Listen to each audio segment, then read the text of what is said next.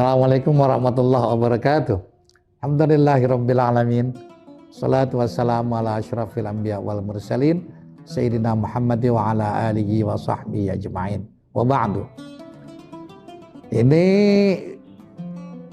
kita memasuki nuzul Quran di tahun ini, bahwa selain apa yang pernah kita dengar dari para mubaligh, dari para ulama, bahwa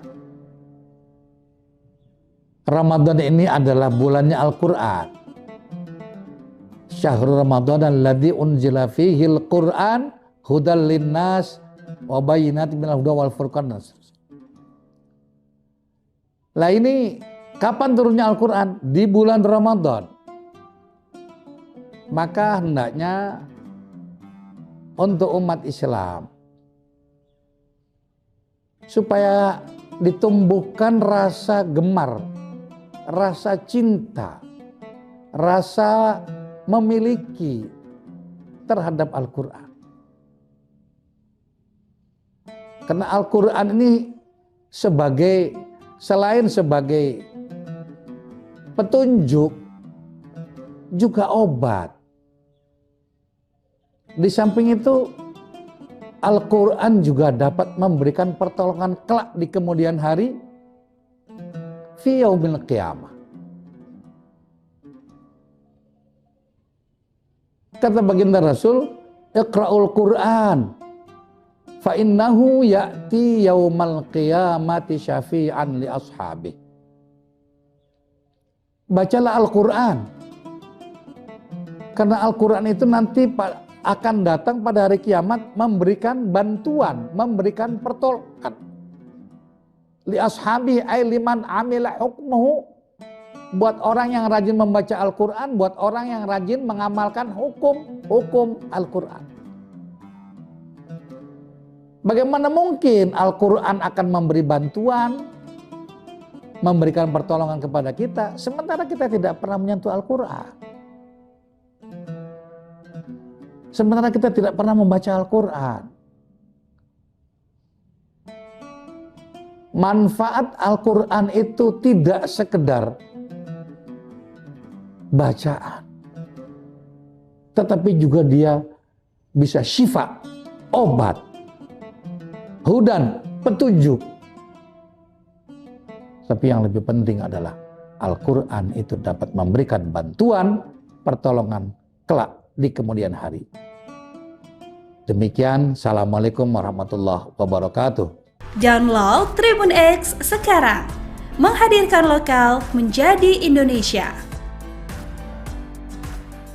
Jadi kami ketika SD kelas 4 itu sudah mulai ikut lomba pidato di beberapa event. Jadi, dan alhamdulillah ya saat itu walaupun kami masih katakanlah kanak-kanak sangat belia sekali, tapi beberapa event kebetulan dapat juara. Salah satu kisah menarik itu kami usia SD kelas 6 itu ikut lomba pidato di sebuah pesantren, yang mana kompetitor kita, pesertanya itu banyak orang-orang yang sudah di pesantren, sementara saya belum masuk pesantren. Dan waktu itu kami dapat hadiah itu kitab Tafsir Jalalain. Jadi kami belum bisa baca kitabnya itu, tapi sudah dapat hadiah karena acaranya di pesantren itu. Assalamualaikum warahmatullahi wabarakatuh. Kembali lagi bersama saya Uci Swaibah, kali ini di program Cerita Para Kiai. Nah, Cerita Para Kiai sendiri hadir untuk menjelaskan ataupun mengangkat perjalanan dan pengabdian para ulama di Indonesia, termasuk di Kota Batam. Seperti kita tahu, Kota Batam dikenal sebagai kota industri dan juga perdagangan.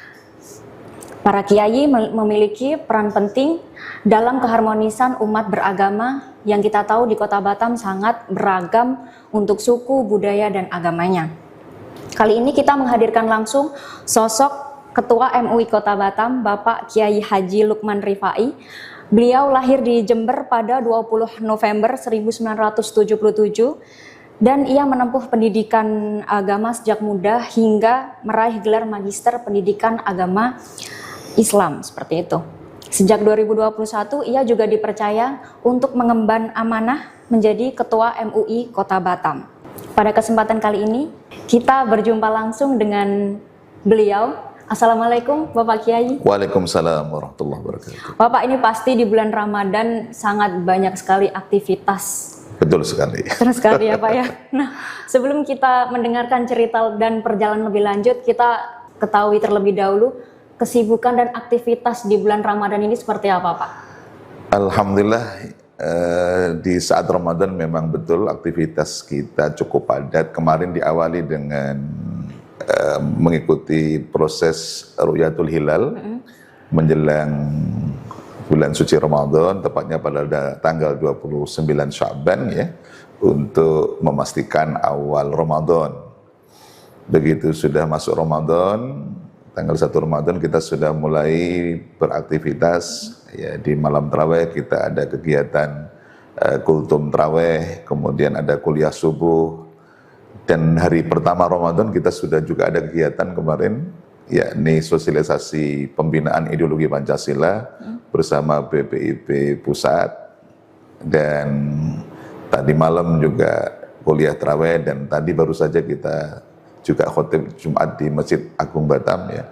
Dan itulah nanti sampai penghujung akhir Ramadan terus berputar. Artinya ini saya bisa berbincang langsung menyempatkan ya Pak ya? Betul sekali. Karena kebetulan saya khutbah di Masjid Agung Batam, maka tadi biar tidak menyita banyak waktu, langsung saja di tempat ini gitu. Oke, siap-siap Bapak. Pak, boleh tahu nggak Pak, awal mula Bapak tertarik mendalami dunia dakwah hingga akhirnya di Kota Batam ini? Kebetulan kalau saya memang sejak kecil memang punya cita-cita ingin menjadi seorang dai, yakni orang yang ingin berkecimpung dalam dunia dakwah. Jadi kami ketika SD kelas 4 itu sudah mulai ikut lomba pidato di beberapa event. Jadi dan alhamdulillah ya, saat itu walaupun kami masih katakanlah kanak-kanak sangat belia sekali, tapi beberapa event kebetulan dapat juara, sehingga saya pernah ya, salah satu kisah menarik itu kami usia SD kelas 6 itu ikut lomba pidato di sebuah pesantren, yang mana kompetitor kita, pesertanya itu banyak orang-orang yang sudah di pesantren, sementara saya belum masuk pesantren. Dan waktu itu kami dapat hadiah itu kitab tafsir Jalalain. Jadi kami belum bisa baca kitabnya itu, tapi sudah dapat hadiah karena acaranya di pesantren. Itu salah satu hal yang barangkali saya tidak pernah lupakan, bahwa kami pernah di masa kecil itu mengalami itu. Lalu kemudian setelah kami menyelesaikan SMP, baru kami masuk di pesantren.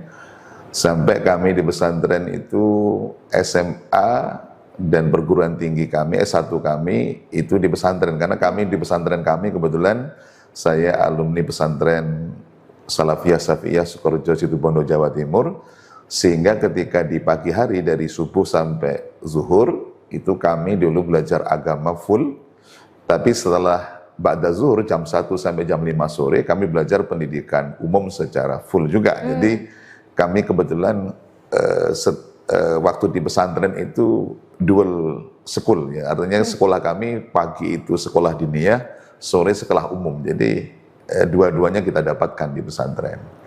Baru setelah kami selesai di penghujung S1 ya, kami sudah mau selesai, ada kebetulan tugas dakwah di Batam ini. Jadi kami di Batam bukan merantau, tapi kami dulu memang ditugaskan dari pesantren. Kebetulan ada salah satu yayasan di Batam ini yang mengajukan untuk seorang dai dengan kriteria bisa baca kitab kuning, tapi juga bisa berdakwah dalam arti ceramah ya. Maka kebetulan sama teman-teman waktu itu saya yang ditunjuk selama 1 tahun di Batam. Itu tahun berapa Pak kalau boleh tahu Pak? 98 sampai 99. Jadi setelah reformasi selesai kami ke sini. Oh, berarti Batam masih betul-betul belum? Batam, Masjid Agung Batam ini belum ada. Jadi kami termasuk as-sabiqunal awalun, artinya orang yang generasi awal merintis dakwah di Batam ya. Karena waktu itu jumlah ustadz juga belum begitu banyak, bisa dihitung dengan jari mungkin ya. Jadi setelah 1 tahun kami kembali ke pesantren untuk merampungkan pendidikan saya sampai kami wisuda S1 ya. Baru setelah itu selesai kami meneruskan di pendidikan pasca pesantren namanya Ma'had Ali, baru ke Batam hingga sekarang ya. Itulah perjalanan dakwah kami. Kenapa kami tertarik dalam dunia dakwah, sejarah panjangnya kurang lebih seperti itu. Pak, itu kan tadi Bapak menjelaskan dari kelas 4 SD nih, udah tertarik dengan dunia dai. Kira-kira ada sosok yang menginspirasi gitu? Jujur waktu kami SD itu, salah satu sosok dai yang menjadi inspirasi kita dulu Kiai Haji Zainuddin MZ ya. Dai sejuta umat yang itu dulu menjadi magnet dakwah yang sangat luar biasa ya. Melihat sosok beliau itulah jujur saja kami sangat tertarik, bahkan juga sebagian kami mempelajari retorika yang dimiliki oleh beliau. Ya, itu salah satu inspirasi kami, bahwa saya secara pribadi tertarik sama sosok beliau. Di samping itu tentu juga ada sosok-sosok kiai, para ulama yang memang dari kalangan pesantren itu sebagai seorang dai atau penceramah yang ada di kampung halaman kami. Jadi tentu tidak satu sosok tunggal, tapi jujur aja sosok yang paling awal menginspirasi itu beliau, karena waktu itu magnet dai nasional itu ada pada sosok Kiai Haji Zainuddin MZ.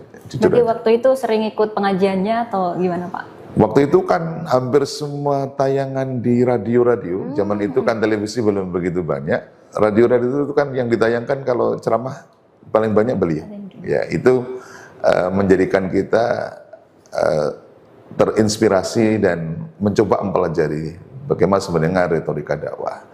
Dan seiring waktu, jujur aja, karena kita sering ikut beberapa momen lomba-lomba pidato, itu juga memperkaya wawasan kami untuk menambah kapabilitas dalam berdakwah. Pak, itu kan tadi 1 tahun mengabdi di Batam sebelum akhirnya balik lagi ke melanjutkan pendidikan. Iya. Itu ada tantangan tersendiri nggak Pak? Tantangannya Batam ini? sangat besar sekali. Ketika kami 98-99, itu kegiatan dakwah itu masih sangat terbatas. Ya, setahu saya kajian yang sifatnya rutin, yang setiap hari itu berjalan, waktu sangat terbatas. Seingat saya itu dulu pusat kegiatan keagamaan yang sifatnya rutin setiap hari ada. Itu salah satunya di antara tempat kami dulu ada namanya Majelis Taklim Nuruddiniyah di Sungai Panas itu. Kemudian ada satu lagi di Masjid Nurul Islam Muka Kuning, kawasan Batamindo itu. Ya, itu dua tempat itu dulu menjadi ikon kegiatan dakwah yang sifatnya rutin. Kalau yang masjid-masjid yang lain itu zaman itu sifatnya kajian yang menunggu hari-hari besar Islam. Tapi yang rutin tiap hari itu dulu dua tempat ini. Ya, waktu itu juga organisasi-organisasi dakwah itu belum seperti sekarang gitu loh. Memang sudah ada NU, ada Muhammadiyah, mungkin ada Persatuan Mubalik Batam, tapi belum begitu nampak gregetnya seperti sekarang. Ya, termasuk waktu itu Masjid Agung Batam ini juga belum ada. Kita Batam zaman itu masjid pemerintahnya ada di Masjid Baitur Rahman yang ada di Sekupang. Ya, ya, itu perjalanan dakwah kita waktu itu seperti itu. Cuma seiring waktu, alhamdulillah, ya, para ustadz banyak yang kemudian berhijrah ke Batam, sehingga pelan namun pasti geliat dakwah di Batam semakin hari kita lihat semakin baik. Hal itu salah satu indikatornya kegiatan-kegiatan sifatnya dakwah, kajian rutin, kemudian pondok pesantren, madrasah dan seterusnya. Hari ini kita lihat di Batam cukup marak, juga begitu ada event-event kegiatan besar umat Islam dalam bentuk tabligh akbar, dalam bentuk tausiah, dalam bentuk seminar-seminar. Hari ini cukup ramai di mana-mana ya. Tapi kalau zaman dulu memang itu. Dan mohon maaf, 98-99 itu dunia maksiat katakanlah, waktu itu memang cukup berat ya. Artinya tidak seperti sekarang. Sekarang setidaknya sudah bisa dikendalikan atau dibatasi. Kalau zaman dahulu itu ya Masya Allah ya, memang tantangannya luar biasa ya. Tapi alhamdulillah seiring waktu kita melihat Batam hari ini seperti yang kita saksikan ya. Pak, itu kan tadi ada dua nih, dua di Seipana sama dua masjid di Seipana sama di Batamindo. Itu berapa yang datang Pak pas pertama kali berdakwah? Kalau kami yang di Nuruddin ya sama Nurul Islam itu konsepnya hampir sama. Rata-rata yang mengaji, yang rutin setiap hari itu adalah karyawan yang PT perusahaan, mereka yang kerjanya siang hari ngaji di malam hari, yang kerjanya shift malam dia ngaji di siang hari.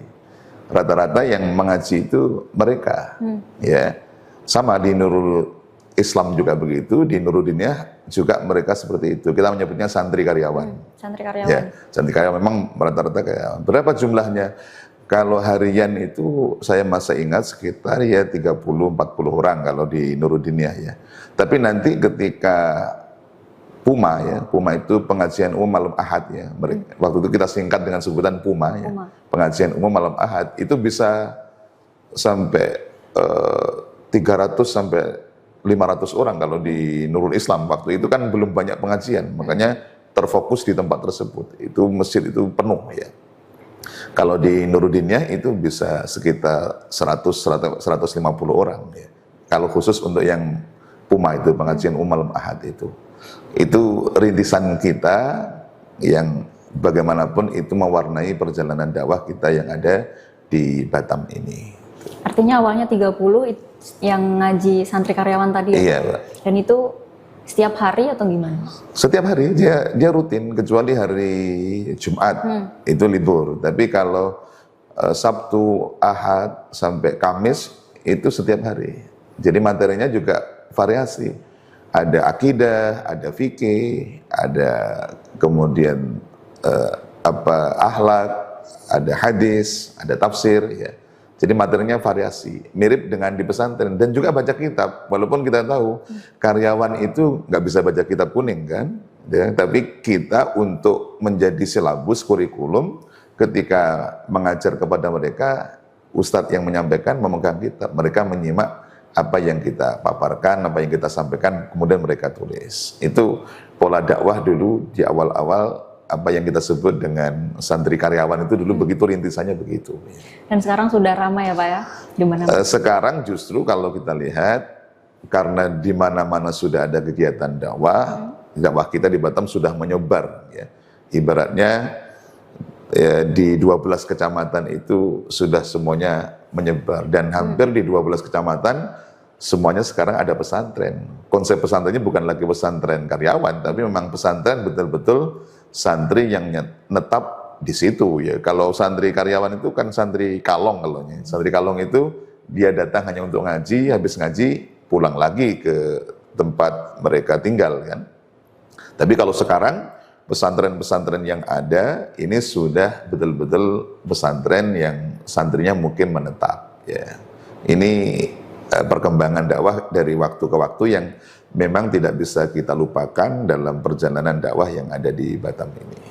Nah, Pak Kiai tadi menjelaskan juga sebelum Batam banyak lokasi-lokasi maupun tempat untuk mengaji, pondok pesantren juga. Itu kan tadi ada tantangan tersendiri dalam tanda kutip. Iya. Apa ya yang paling berat dirasakan ketika? Iya, waktu itu jujur aja mohon maaf, kami harus buka. Zaman itu kita masih ada lokalisasi prostitusi.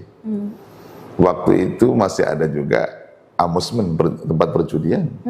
Yang itu juga tentu ada dampak ekses sosial kan, yang menjadi tantangan kita. Ya. Tapi seiring waktu hari ini ya lokalisasi itu secara resmi kan sudah tidak ada lagi. Ya. Sekarang sudah jadi perumahan, walaupun bekasnya itu sudah jadi pemukiman penduduk biasa ya. Begitu juga hari ini kita tahu secara legal formal pemerintah tidak mengizinkan perjudian dalam bentuk apapun, mau offline ataupun online. Ini satu tahap yang barangkali hari ini sudah tidak ada lagi. Tapi zaman dulu ada, karena tentu ada ekses yang begitu, ada dampak-dampak terhadap kehidupan sosial, kehidupan keberagamaan dan lain sebagainya. Nah, memang juga bukan tantangan tapi sebagai hal yang harus kita sadari, Batam ini miniatur Indonesia. Bahwa semua suku dari Sabang sampai Merauke ada semua di sini, ya. Begitu juga soal agama, bahwa 6 agama yang diakui di Negara Kesatuan Republik Indonesia semuanya juga ada di Kota Batam dan semuanya aktif, gitu. Mungkin di tempat lain 6 agama pemeluknya ada, tapi nggak aktif. Tapi kalau Batam semuanya aktif. Yang Muslim, yang Kristen, Katolik, Hindu, Buddha, Konghucu, semuanya ini aktif. Ya.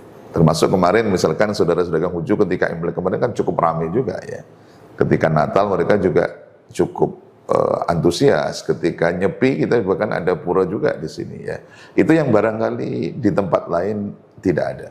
Artinya dalam situasi ini para ulama, para dai, para mubalik di tengah pluralitas keberagamaan, pluralitas dalam konstruk sosial budaya, perlu dakwah yang memang sifatnya itu rahmatan lil alamin.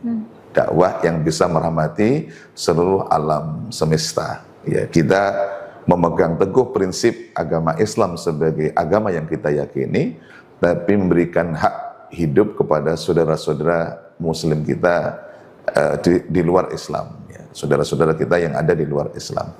Dan itulah makanya Batam di saat itu kemudian dicanangkan sebagai Bandar Dunia Madani. Ya, ini sebuah konsep yang sesungguhnya kata Madani itu terambil dari kata Madinah. Ya. Artinya kita mencoba meniru pola bernegara seperti di saat baginda Rasulullah SAW beliau hijrah dari Mekah ke Madinah. Di mana di Madinah itu hidup bukan hanya umat Islam, tapi ada waktu itu ada orang Yahudi, ada orang Nasrani, ada orang Majusi, ada mungkin orang musyrikin. Tapi Rasulullah SAW tidak kemudian menjadikan perbedaan itu sebagai sebuah permusuhan, tapi beliau mengikat dengan satu ikatan namanya Mitsaqul Madinah atau yang kita lebih kenal dengan istilah Piagam Madinah. Itulah inspirasi Batam kita sebut sebagai Bandar Dunia yang Madani. Pak, dari berbagai tantangan tadi kan saya mendengar tuh, apa sih Pak yang menyebabkan Bapak akhirnya menetap di Batam hingga saat ini nih Pak? Kalau itu kami sebagai santri, setelah kami 1 tahun ditugaskan oleh pesantren di tempat ini, memang waktu saya berangkat, itu kayak saya berpesan, Lukman, kalau kamu nanti betah, ya alhamdulillah. Tapi kalau kamu nggak betah, balik lagi ke pondoknya. Tapi setelah kami 6 bulan di sini, kayak saya berkunjung ke sini. Walaupun di sini sebenarnya awalnya beliau transit mau ke Singapura sama ke Malaysia. Begitu tahu situasi Batam seperti ini, ya beliau merangkul saya sambil bilang, Lukman, kamu tidak usah balik ke Jawa lagi. Kamu harus tetap di sini. Karena di Jawa itu sudah banyak kiai katanya. Justru di Batam ini yang lebih membutuhkan dan insya Allah lebih bermanfaat ilmu kalau kamu tetap di Batam. Ya, walaupun beliau mengatakan cuma memang tantangan dakwah di Batam ini berat dibandingkan di Jawa ya. Tapi semakin berat tantangan kata beliau semakin besar pahalanya gitu. Itulah yang menyebabkan kami menetap di sini karena perintah guru ya. Bagi seorang santri ketika guru itu memerintahkan ya, kita meyakini apa yang diperintahkan beliau itu pasti mengandung satu hikmah yang mungkin bisa kita petik di belakang hari dan barangkali ya karena berkah dan masukan atau wejangan dari beliau itulah yang menyebabkan saya mungkin sampai sekarang masih ada di Batam itu ya.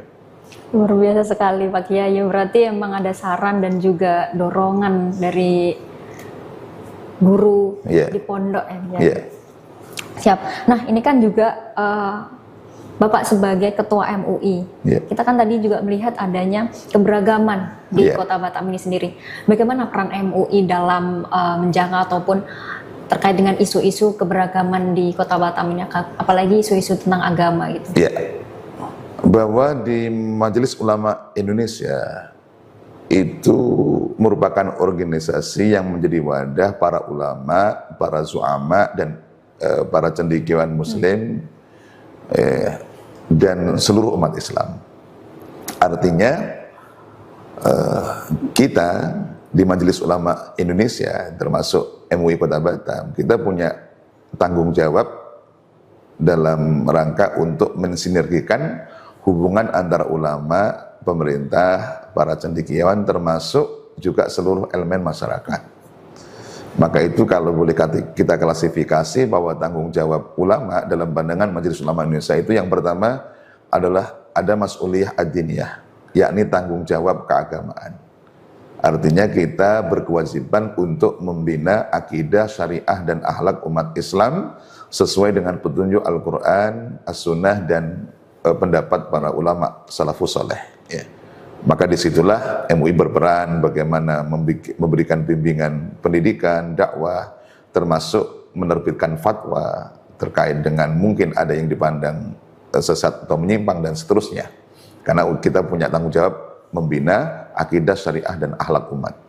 Kemudian yang kedua ada namanya mas'uliyah ijtimaiyah, tanggung jawab sosial, yakni bagaimana kita memberikan layanan kepada umat ini, melindungi umat ini, sehingga umat Islam bisa menjalankan agamanya dengan baik, ya. Ya, satu misal kita memastikan umat Islam itu yang dikonsumsi halal, kemudian umat Islam itu terlindungi hak-haknya, dan seterusnya. Nah, ada yang ketiga, namanya mas'uliyah al-wataniyah, tanggung jawab kebangsaan. Dalam posisi inilah, maka kita, walaupun MUI itu merupakan institusi yang mewakili umat Islam, tapi kita juga punya tanggung jawab menjaga persatuan dan kesatuan bangsa ini. Maka disitulah MUI, ya, sampai di salah satu organ kita ada satu komisi namanya Komisi Kerukunan Umat Beragama. Artinya berusaha bagaimana umat Islam sebagai mayoritas itu bisa hidup rukun berdampingan bersama saudara-saudara kita yang di luar Islam. Apa yang kita lakukan? Pertama tentu membangun komunikasi dengan pemerintah sebagai penanggung jawab kerukunan yang ada di wilayah ini. Yang kedua, kita juga membangun komunikasi dengan majelis-majelis agama. Jadi kalau ada soal-soal yang mungkin kadang beririsan, ya, soal pendirian tempat ibadah dan lain sebagainya, itu kami bangun komunikasi dengan majelis agama Kristen, majelis agama Katolik. Kami komunikasi dengan majelis agama Buddha, majelis agama Hindu, majelis agama Konghucu. Kalau ada isu-isu yang barangkali beririsan dengan saudara kita yang ada di luar Islam, untuk menjadikan solusi yang terbaik sehingga tidak menimbulkan kegaduhan, apalagi sampai gangguan kamtimas karena persoalan isu agama.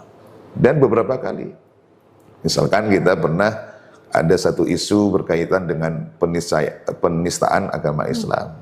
Kita berusaha, kalau bisa dirembuk, kita selesaikan secara kekeluargaan. Tapi kalau tidak, kita berusaha membawa ke jalur hukum dan menghindari penyelesaian yang sifatnya melibatkan banyak massa, karena itu akan membuat kerusuhan dan lain sebagainya. Itu diantara hal-hal yang kita lakukan. Jadi kata kuncinya, banyak kita bersilaturahmi, membangun komunikasi, dan ketika ada masalah yang bersentuhan lintas agama, kita berusaha untuk duduk bersama, menyelesaikan solusi yang terbaik di antara kita. Gitu. Berarti pernah ya Pak, pernah ada ya Pak permasalahan? Pernah ada. Jadi belum nggak pernah ada, karena memang kita tinggal di wilayah perbatasan, ya, bahwa ada kompleksitas dalam persoalan agama. Di agama pun juga sama. Di internal Islam kita punya kompleksitas. Ada berbagai macam kelompok-kelompok aliran, ya. Dan itu bukan hanya kita, tapi saudara kita yang di luar Islam pun juga mengalami hal yang sama. Karena banyak di sini mayoritas adalah perantau. Orang bisa datang dari mana saja membawa keyakinan agama, membawa budaya, membawa adat istiadat, semuanya dibawa ke tempat ini. Maka kata kunci itu harus berbanyak silaturahmi, komunikasi, dan sinergi lintas kelompok, lintas agama, lintas sektoral. Pak Yai, kalau dulu kan tantangan dari dakwah ini sendiri kan adanya lokalisasi, kemudian tadi ada judi yang masih banyak waktu itu. Kalau sekarang ini ke generasi Pak, gimana nih Pak? Karena Bapak sendiri sudah melihat ada generasi boomers, milenial, sekarang Gen Z sama Alpha. Iya. Kira-kira bagaimana peran MUI dalam membimbing mereka gitu Pak ke depannya? Apalagi di Batam ini Pak. Iya, salah satu isu-isu generasi yang ada sekarang ini, Gen Z dan seterusnya, itu adalah bahwa kita tidak bisa pungkiri bahwa generasi ini adalah generasi di era digital. Tentu problem-problem banyak bermunculan dari hal tersebut. Ya. Oleh sebab itu MUI sampai membuat satu fatwa yang langsung diterbitkan oleh MUI Pusat, itu pedoman bermuamalah di media sosial. Karena hari ini banyak problem itu dari situ. Orang membuli lewat medsos, orang menyerang orang lain lewat medsos, orang memfitnah lewat medsos. Bahkan, mohon maaf, perjudian yang dulu itu bersifat offline, hari ini sudah ada namanya judi online. Judi online, iya. Dan ini perputarannya ternyata lebih dahsyat. Data yang kita miliki melalui PPATK kemarin dan juga yang dilaporkan oleh OJK, ini juga menjadi tantangan kita hari ini. Ya, judi online juga pinjaman online yang ilegal. Itu juga menjadi isu-isu yang mungkin hari ini menjadi concern kita terhadap generasi muda, karena generasi muda hari ini adalah era digital, semuanya bermuara dari situ. Ya, maka hal ini yang perlu menjadi perhatian kita untuk mengedukasi bagaimana bermedia sosial yang sehat, bagaimana menerapkan era digital yang sehat. Ya, karena sekali lagi digitalisasi itu, era digital itu ibarat pisau bermata dua. Ya, kalau kita bisa manfaat dengan baik, itu akan menjadikan hal yang sangat positif dalam hidup kita. Tapi apabila hal itu tidak bisa kita kelola dengan baik, justru akan mendatangkan hal yang negatif bagi kita. Maka perlu itu menjadi konsen kita untuk edukasi bagaimana sehat dalam bermedia sosial, sehat dalam menerapkan hal-hal yang sifatnya digital. Artinya apapun perkembangan teknologi juga ya Pak Yai, kita maksimalkan sebaik mungkin untuk menyebarkan dakwah juga. Betul sekali. Oke, siap. Terima kasih atas waktunya Pak Kiai. Sama-sama. Nah, Tribuners, jadi setiap Kiai memiliki perjalanan dan pengabdiannya masing-masing. Salah satunya kisah dari Kiai Haji Lukman Rifai dari keikutsertaannya mengikuti lomba dai waktu SD, kemudian hingga penugasan sebagai santri pondok pesantren di Batam untuk berdakwah hingga menyebarkan agama Islam di Batam hingga saat ini. Dari Batam kita belajar bahwa membangun kota tidak hanya tentang fisik dan ekonomi, tetapi juga tentang nilai dan akhlak. Inilah cerita para kiai. Saya Uci Swaibah. Terima kasih. Wassalamualaikum warahmatullahi wabarakatuh. Waalaikumsalam warahmatullahi wabarakatuh. Download Tribun X sekarang, menghadirkan lokal menjadi Indonesia. Lu mau beli bingkanya, ada bingka kentang. Ini bingka kentang. Paling laris yang mana biasanya?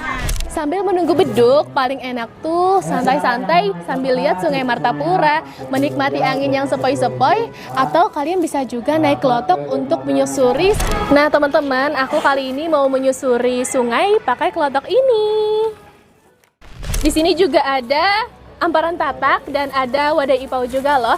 Jadi FYI, wadah ipau ini adalah lasaknanya ala Banjar loh. Dan ini semua aku beli nggak nyampe 150.000. Murah banget kan?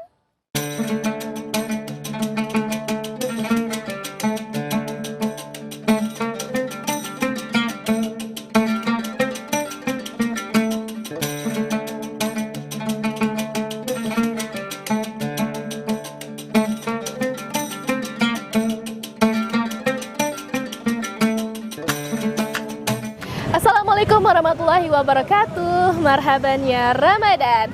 Senang sekali balik lagi bareng aku Syakira. Gimana nih puasanya hari ini? Masih pada semangat kan? Nah Sobat Hipos, hari ini spesial banget karena aku lagi ada di tempat yang lagi hype banget di Banjarmasin kalau bulan puasa nih. Dimana lagi kalau bukan di Pasar Wadai Siring Sungai Martapura. Nah, di belakang aku udah banyak banget nih stand-stand yang jual takjil untuk berbuka. Bahkan aromanya aja udah sampai ke sini, padahal waktu berbuka masih 1 jam lagi. Teman-teman, aku udah gak sabar banget nih mau berburu takjil di Pasar Wadai. Yuk ikutin aku terus, let's go!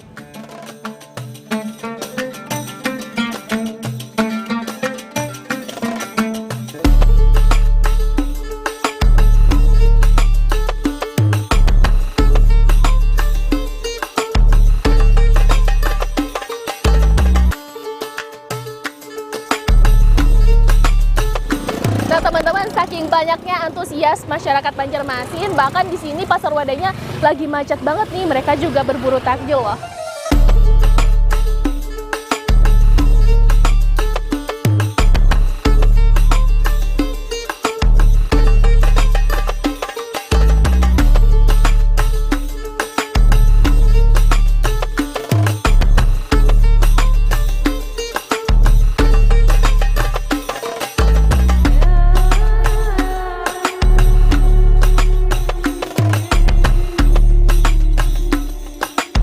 Oke teman-teman, kali ini kita lagi ada di Bingka Mama Rizky. Aku mau lihat-lihat takjil Bingka dan juga Wadai Ipau nantinya buat aku makan pas berbuka. Let's go!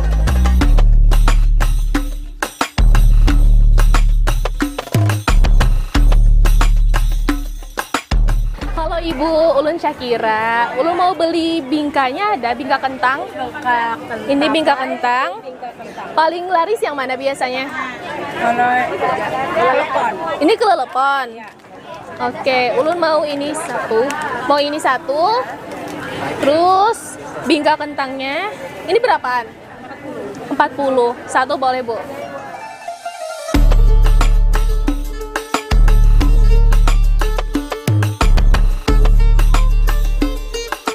Nah, ini namanya amparan tatak, teman-teman.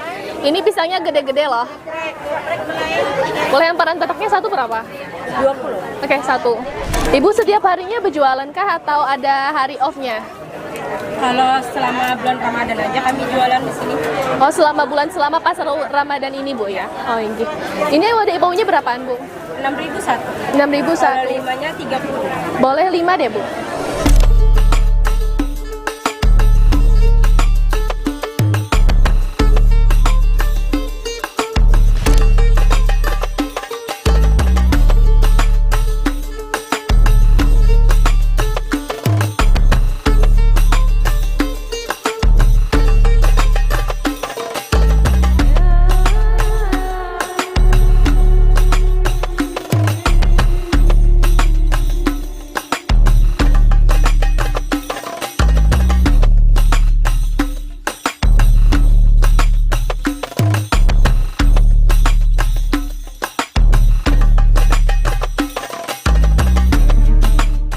Sambil menunggu beduk, paling enak tuh santai-santai sambil lihat Sungai Martapura, menikmati angin yang sepoi-sepoi, atau kalian bisa juga naik klotok untuk menyusuri Sungai Martapura sambil nunggu waktu berbuka loh.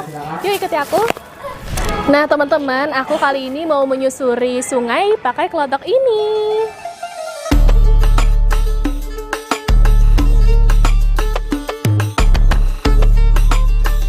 Nah teman-teman, tadi aku udah beli beberapa takjil. Ini ada kelelepon, wadai bingka kentang. Di sini juga ada amparan tatak dan ada wadai ipau juga loh. Jadi FYI, wadai ipau ini adalah lasaknanya ala Banjar loh. Dan ini semua aku beli nggak nyampe 150.000. Murah banget kan?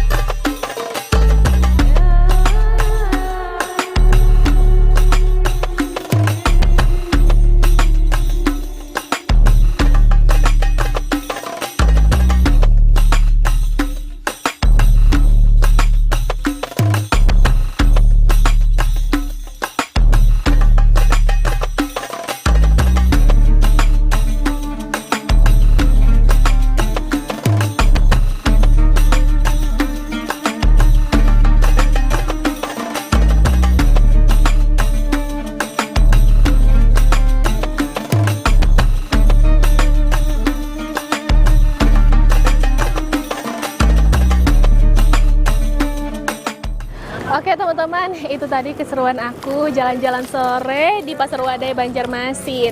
Jadi buat kalian yang warga Banjarmasin atau ada yang rencana mau ke sini, pokoknya wajib banget mampir ke Pasar Wadai Banjarmasin. Makasih ya sekali lagi udah temenin aku. Pokoknya teman-teman jangan lupa like, komen, dan juga share postingan ini. Dan jangan lupa kasih di kolom komentar dong makanan buka puasa favorit kalian apa. Oke, aku Syakira pamit undur diri. Selamat berbuka untuk kalian wilayah Banjarmasin dan juga sekitarnya. Wassalamualaikum warahmatullahi wabarakatuh.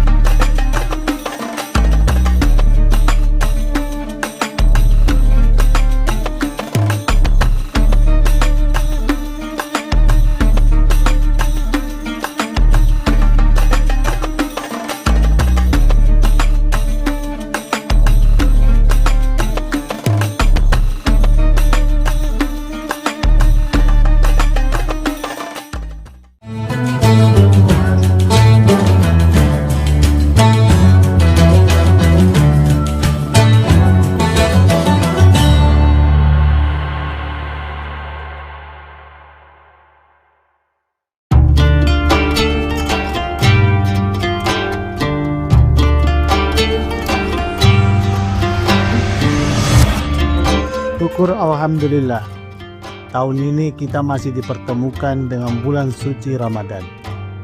Ramadan bukan sekedar menahan lapar dan dahaga, tetapi waktu untuk memperbaiki kualitas diri, baik ibadah maupun menata akhlak.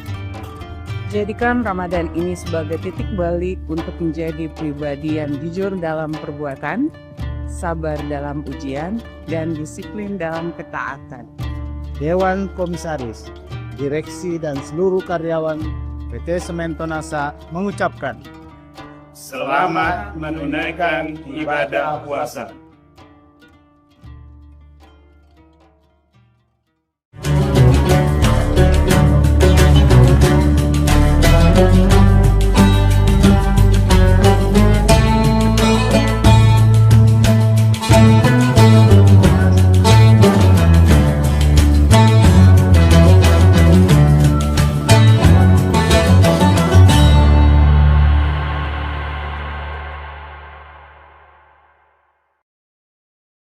Assalamualaikum warahmatullahi wabarakatuh. Bagaimana kabar Anda hari ini Tribuners? Senang sekali saya Ilu Devisania dapat kembali menyapa Tribuners tentunya dalam program Syiar Ramadan. Dan hari ini semoga semua Tribuners puasanya lancar dan ibadahnya juga tetap lancar di bulan suci Ramadan kali ini. Dan tentunya setiap hari kita selalu menghadirkan tema-tema yang begitu menarik, dan hari ini tema kita merupakan mengelola waktu keluarga di tengah kesibukan, utamanya juga dalam bulan suci Ramadan kali ini. Bersama dengan Bapak Ustadz Kiai Haji Sabarudin LC yang akan berbincang bersama kita di studio hari ini. Assalamualaikum Pak Ustadz. Waalaikumsalam warahmatullahi wabarakatuh. Kabarnya seperti apa Pak Ustadz? Ya, Alhamdulillah, tetap semangat. Tetap semangat dan juga tetap konsisten dalam beribadah di bulan suci Ramadan kali ini. Nah, tema kita adalah mengelola waktu keluarga di tengah kesibukan, utamanya juga di bulan suci Ramadan kali ini Pak Ustadz. Karena kan kalau kita lihat bahwa dalam menjalankan ibadah puasa dan ibadah di bulan suci Ramadan itu juga bisa sekalian kita bagaimana mendekatkan diri kembali dengan keluarga kita, baik itu sahur bersama, berbuka bersama mungkin dengan keluarga, tapi yang namanya kesibukan kita juga tidak bisa hindari begitu. Mungkin seperti apa manajemen waktu antara kesibukan dengan juga waktu dengan keluarga. Silakan. Bismillahirrahmanirrahim. Hamdan wa syukranillah, salatan wa salaman ala rasulil amabad. Ya, bulan suci Ramadan merupakan wadah bagi umat Rasulullah sallallahu alaihi wasallam sebagai ibadah keluarga. Mulai dari sahur bersama, kemudian sholat bersama, buka puasa bersama, bahkan i'tikaf bersama. Ini dicontohkan oleh Rasulullah SAW bahwa ketika masuk 10 terakhir bulan suci Ramadan, maka ikat pinggangnya dieratkan dengan tujuan atau untuk kualitas ibadahnya dan kuantitas ibadahnya meningkat. Dan yang kedua, aiqadha ahlahu, dan membangunkan anggota keluarganya. Maka bulan Ramadan ini menunjukkan bahwa ini ibadah yang dilakukan di bulan suci Ramadan bukan hanya ibadah secara individual, soleh secara individu, akan tetapi itu soleh secara keluarga. Karena banyak momentum-momentum kebersamaan bersama dengan keluarga.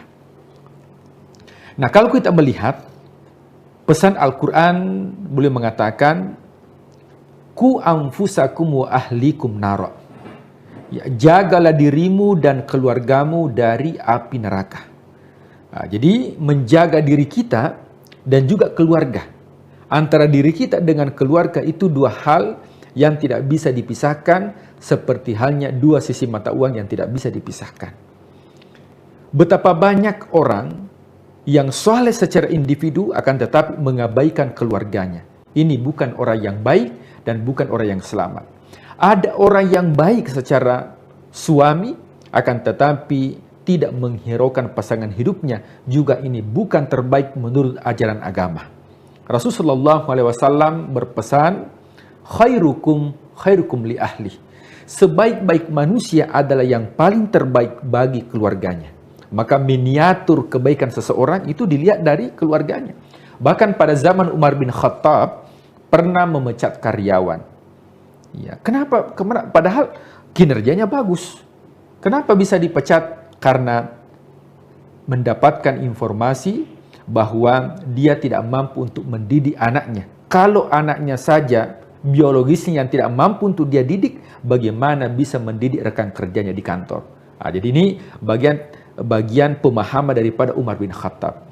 Nah, itu merupakan pesan kepada kita semua bahwa memang ya keluarga itu harus ya ada skala prioritas. Ya, kenapa? Karena tanggungan keluarga itu bukan hanya tanggungan dunia. Ya, jangan kita berpikir bahwa ya saya sudah fasilitasi, ya itu hanya untuk urusan dunia. Tapi apakah kita sudah mengajarkan yang namanya ilmu agama? Kalau kita melihat dalam Al-Quran, ya itu sangat berbeda dengan realitas kehidupan saat ini.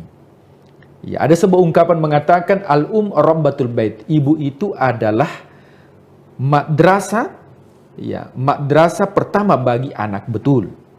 Akan tetapi kalau kita melihat dalam Al-Quran, rata-rata yang berinteraksi dengan anak itu rata-rata adalah seorang ayah, khususnya yang berkaitan dengan akidah. Bagaimana dengan Luqman dengan putranya, Nabi Ibrahim dengan Ismail, dan masih banyak menjadi miniatur bagi kita bahwa tentunya pendidikan itu tidak terlepas dari peran daripada orang tua, baik itu bapak maupun ibu, atau suami ataupun istri. Tribuners yang dimuliakan Allah Subhanahu wa Ta'ala. Nah, tentunya kesibukan apapun ya, yang kita jalani, tentunya ada 3 hal yang tidak perlu kita lupakan, khususnya untuk merekatkan diri dengan keluarga. Yang pertama, quality time. Ini sangat penting. Terkadang kita sudah sibuk di kantor, tapi ketika kita sudah pulang ke rumah, kita juga disibukkan dengan media sosial. Kita sibuk dengan gadget kita, gawe kita. Sementara kita tidak ada komunikasi dengan pasangan hidup, kita tidak ada komunikasi dengan anak. Padahal quality time ini sangat dibutuhkan. Mungkin ada pesan yang tidak didapatkan di dunia pendidikan, akan tetapi itu bisa disampaikan oleh orang tua. Karena tanggung jawab orang tua kepada anaknya bukan hanya tanggung jawab pendidikan, akan tetapi juga tanggung jawab iman, yaitu mengajarkan nilai-nilai keislaman. Kemudian yang kedua adalah teknologi yang bijak. Ya, kita tahu bahwa sekarang sudah ada video call dan sebagainya. Nah, ini juga kita harus fungsikan. Jadi silaturahim itu saat sekarang ini tidak dibatasi lagi dengan jarak. Kalau dulu ingin bertemu, ingin silaturahim, itu harus berkunjung. Nah, boleh jadi bagi orang tua yang di tengah kesibukan di luar kota, maka tetap teknologi itu bisa difungsikan sebagai ajang untuk silaturahim sekaligus untuk merekatkan diri di tengah kesibukan. Dan yang ketiga, yang paling terpenting adalah mendoakan. Meskipun doa ini dianggap sepele, akan tetapi dalam keluarga itu yang bisa menyelamatkan kalau bukan karena rahmatnya Allah, maka itu tidak bisa untuk menyelamatkan keluarga kita. Makanya butuh inayatullah, butuh bantuan dari Allah Subhanahu wa taala untuk senantiasa melekatkan hati antara satu pasangan dengan pasangan yang lain, dan juga anaknya ini bisa menjadi penyejuk hati. Makanya sering kita mengajarkan sebuah doa, Rabbana hablana min azwajina wa dzurriyyatina qurrata a'yun waj'alna lil muttaqina imama. Kalau kita melihat dalam Al-Qur'an, itu ada beberapa tipe keluarga. Nah, jadi dalam Al-Quran juga itu ada keluarga yang sangat ideal.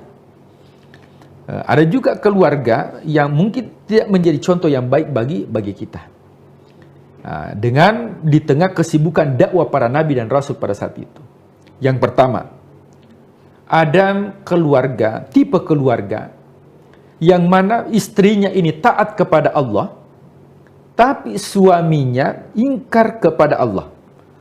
Ya, jadi istrinya taat kepada Allah, akan tetapi justru suaminya ingkar kepada Allah. Yang kedua, ada tipe keluarga justru suaminya taat kepada Allah dan ya istrinya ingkar kepada Allah. Tipe yang ketiga, ada dua-duanya suami istri ingkar kepada Allah. Dan tipe yang keempat yang paling ideal adalah dua-duanya taat kepada Allah Subhanahu wa ta'ala. Nah, kita lihat tipe yang pertama. Ada tipe keluarga istrinya taat kepada Allah, akan tetapi suaminya durhaka kepada Allah. Siapa itu? Fir'aun. Ya, Fir'aun itu dia ingkar kepada Allah. Sampai-sampai nama Fir'aun itu, ya meskipun ini dalam sejarah, bahkan dalam Al-Quran, tapi sudah masuk di mindset masyarakat bahwa memang Fir'aun itu adalah seorang raja, seorang penguasa, kepala keluarga yang menzalimi orang lain, sehingga sampai sekarang ini kita tidak dapatkan seseorang yang mengatasnamakan anaknya dengan nama Fir'aun. Padahal Fir'aun itu orang kaya, penguasa, tapi tidak ada orang yang berani mengatasnamakan anaknya Fir'aun. Kenapa demikian? Karena tipe keluarga yang dimiliki, suaminya tidak taat kepada Allah, justru istrinya yang taat kepada Allah. Kemudian yang kedua, ada tipe keluarga yang kedua, sebaliknya. Justru istrinya yang durhaka kepada Allah, suaminya taat kepada Allah. Siapa itu? Yaitu keluarga Nabi Lut. Nabi Lut ini seorang nabi, dia taat kepada Allah, tapi istrinya durhaka kepada Allah. Tipe yang ketiga, ya, ada sama frekuensinya antara suami dan istri. Siapa itu? Yaitu Abu Jahal dan juga istrinya yang bernama Ummu Jamilah. Dua-duanya ingkar kepada Allah. Tapi ada yang ideal, yaitu keluarga Nabi Ibrahim alaihissalam beserta istrinya yang bernama Siti Hajar. Ini dalam kehidupan, kita mengharapkan keluarga seperti ala Ibrahim. Meskipun di tengah kesibukan, akan tetapi tidak melupakan yang dinamakan dengan doa. Senantiasa mendoakan untuk anaknya, Rabbana hablana min azwajina wa dzurriyyatina qurrata a'yun. Maka meskipun kita di tengah kesibukan, 3 hal yang perlu kita lakukan sebagai tips sehingga merekatkan diri antara satu keluarga dengan keluarga yang lain, antara anak dengan orang tua, istri dengan suami, suami kepada istrinya dan sebagainya. Yang pertama ada quality time. Jikalau memang ada waktu untuk berkumpul dengan keluarga, maka kita betul-betul maksimalkan. Karena ada juga orang ya ketika pulang ke rumah dia disibukkan dengan gadget. Ya sampai-sampai ketika mau tidur suami istri itu membelakangi satu sama lain, mau pesan kopi bakal lewat chat, pesan kopi dulu. Artinya apa? Kualitas itu tidak dimaksimalkan dengan ini. Komunikasi yang baik dengan anak.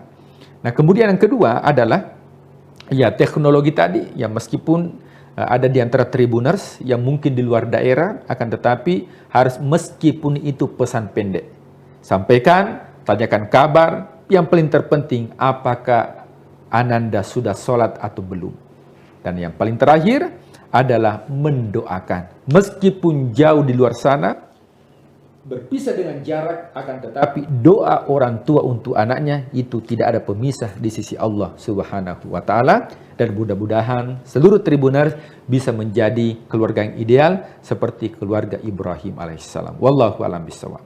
Iya baik, jadi tentunya dalam bulan suci Ramadan ini kita juga selain meningkatkan ketakwaan kita dan iman kita juga ternyata bisa mempererat hubungan keluarga ya Pak Ustadz ya. Termasuk tadi mulai dari sahur bersama, kemudian sholat bersama dengan seluruh keluarga sampai nanti pada waktu berbuka puasa, apalagi kalau ibu bapaknya sudah taat kepada Allah, itu akan menjadi teladan yang baik bagi anak-anaknya juga. Betul. Ya Pak Ustadz ya.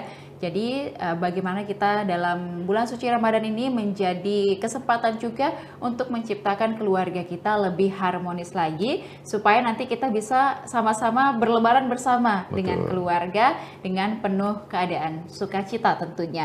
Terima kasih Pak Ustadz telah memberikan sharing-sharingnya pada hari ini. Semoga dalam bulan suci Ramadan ini kita mendapatkan kelimpahan berkah dan juga bagaimana kita bisa menjaga keluarga kita dengan baik selama bulan suci Ramadan kali ini. Dan juga terima kasih kepada seluruh Tribuners yang sudah menyaksikan program kita pada hari ini. Jangan lupa saksikan juga beragam program dan berita menarik lainnya, tentunya hanya di kanal YouTube dan Facebook Tribun Timur, mata lokal menjangkau Indonesia. Saya Ilu Devisania, beserta narasumber dan juga seluruh kerabat kerja pamit undur diri. Terima kasih, sampai jumpa. Wassalamualaikum warahmatullahi wabarakatuh. Waalaikumsalam warahmatullahi wabarakatuh.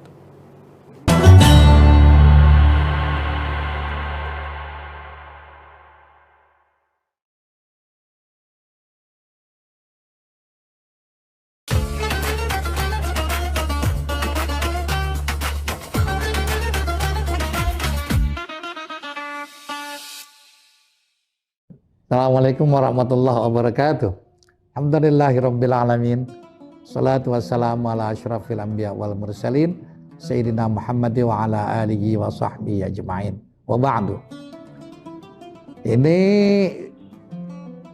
kita memasuki nuzul Quran di tahun ini, bahwa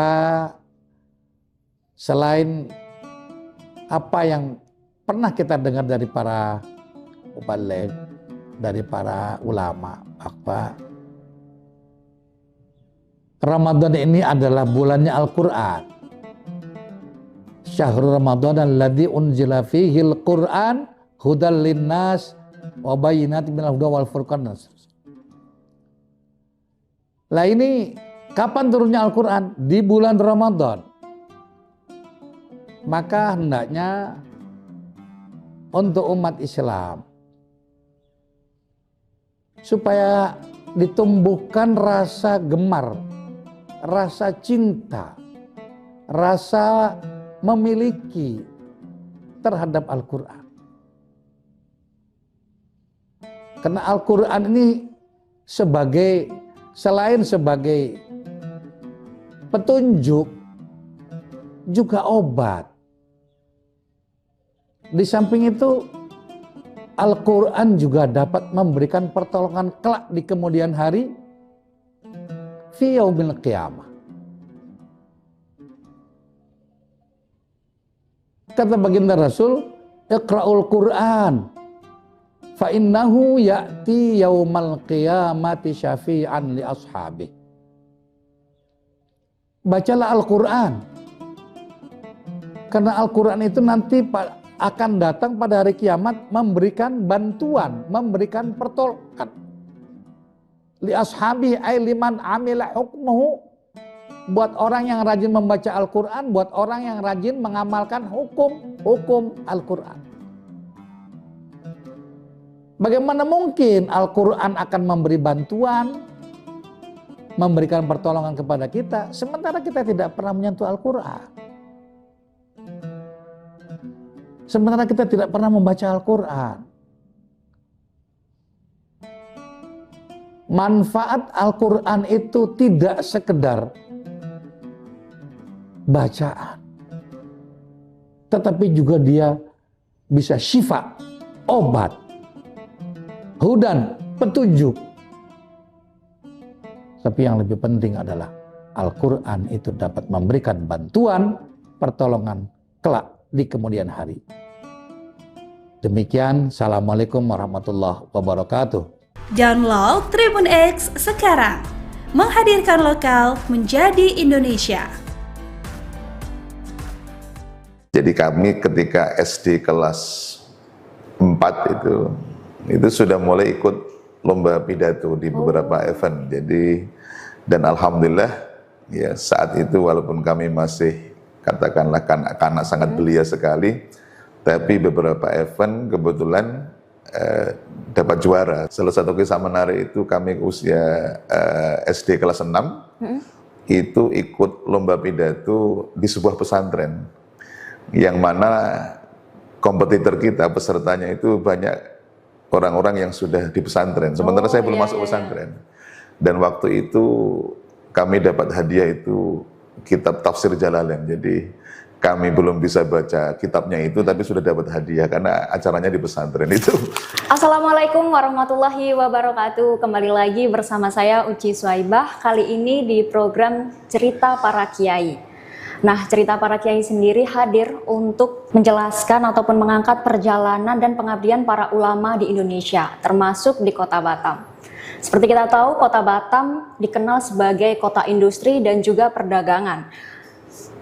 Para kiai memiliki peran penting dalam keharmonisan umat beragama yang kita tahu di Kota Batam sangat beragam untuk suku, budaya, dan agamanya.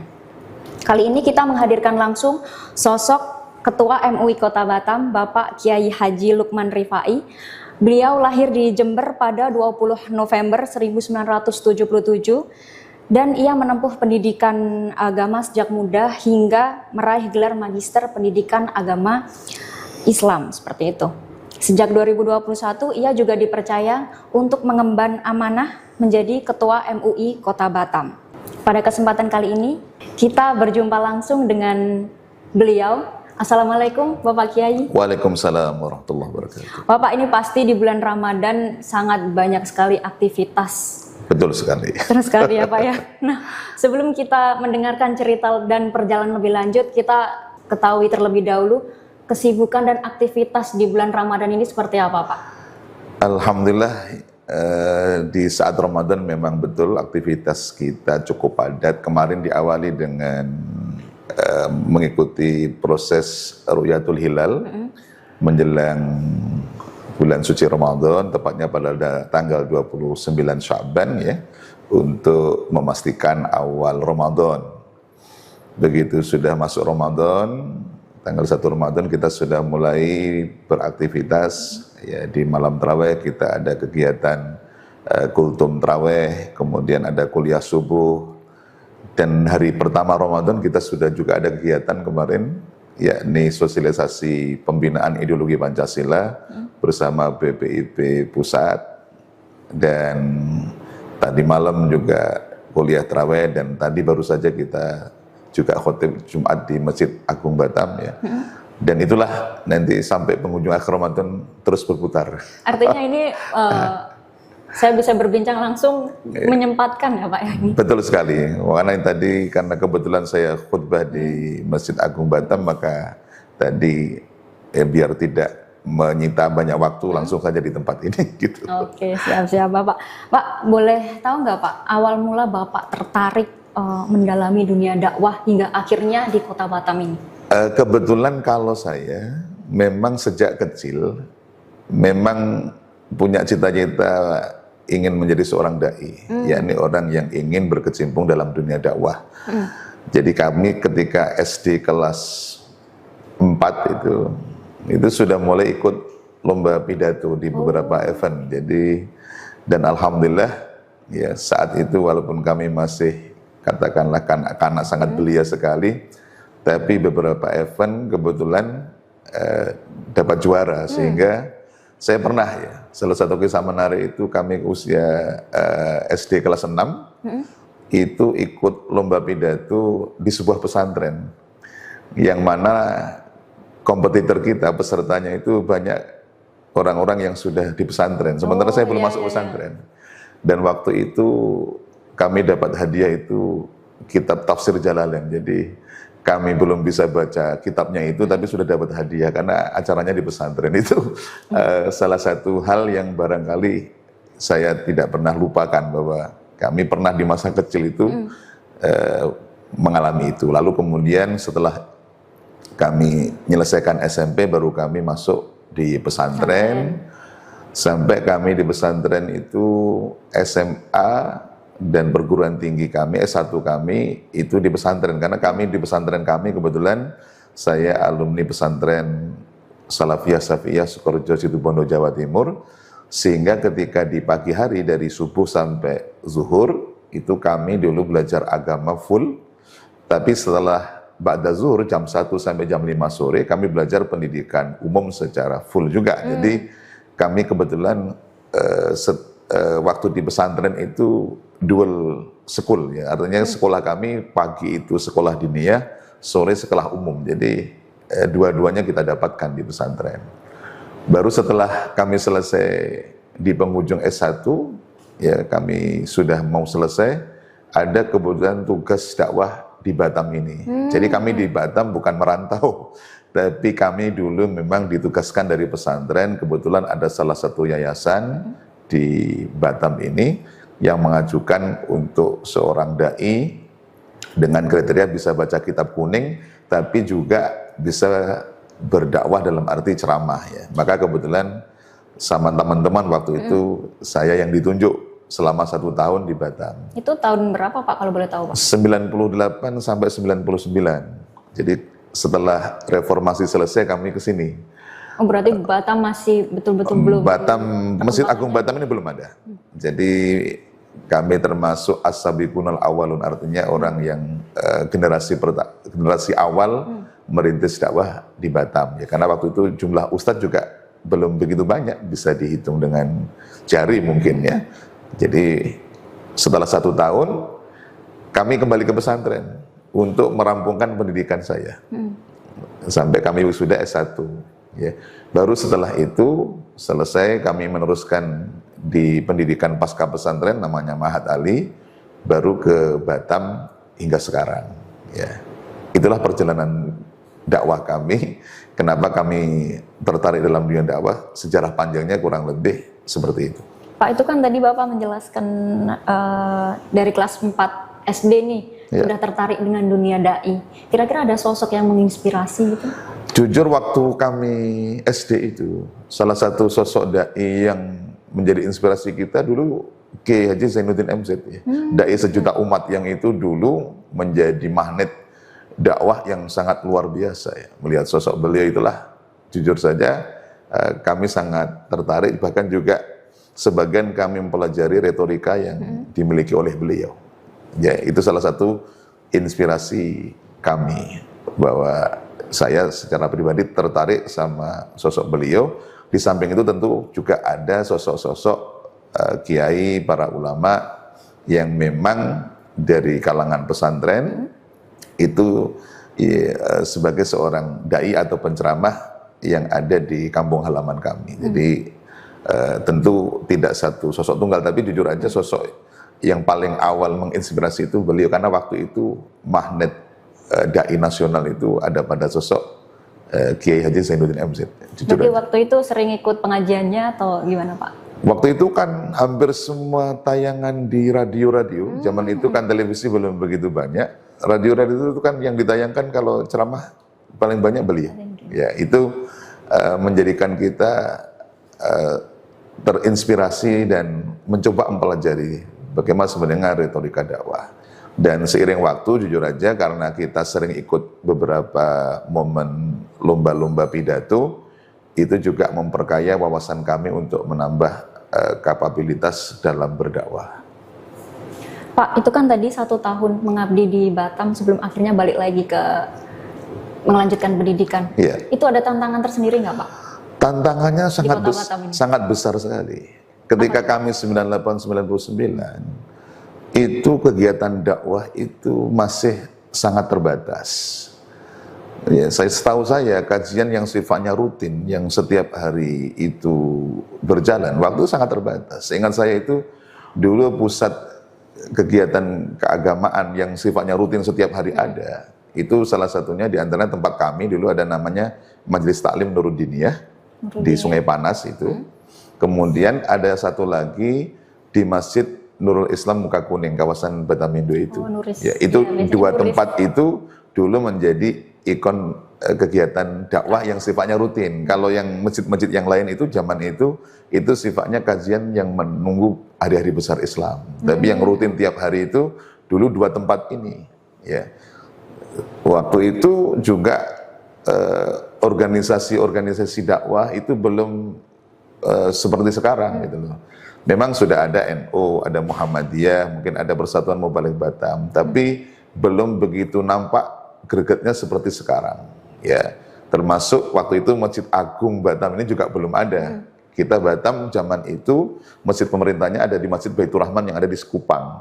Ya, ya itu perjalanan dakwah kita waktu itu seperti itu. Cuma seiring waktu, alhamdulillah, ya.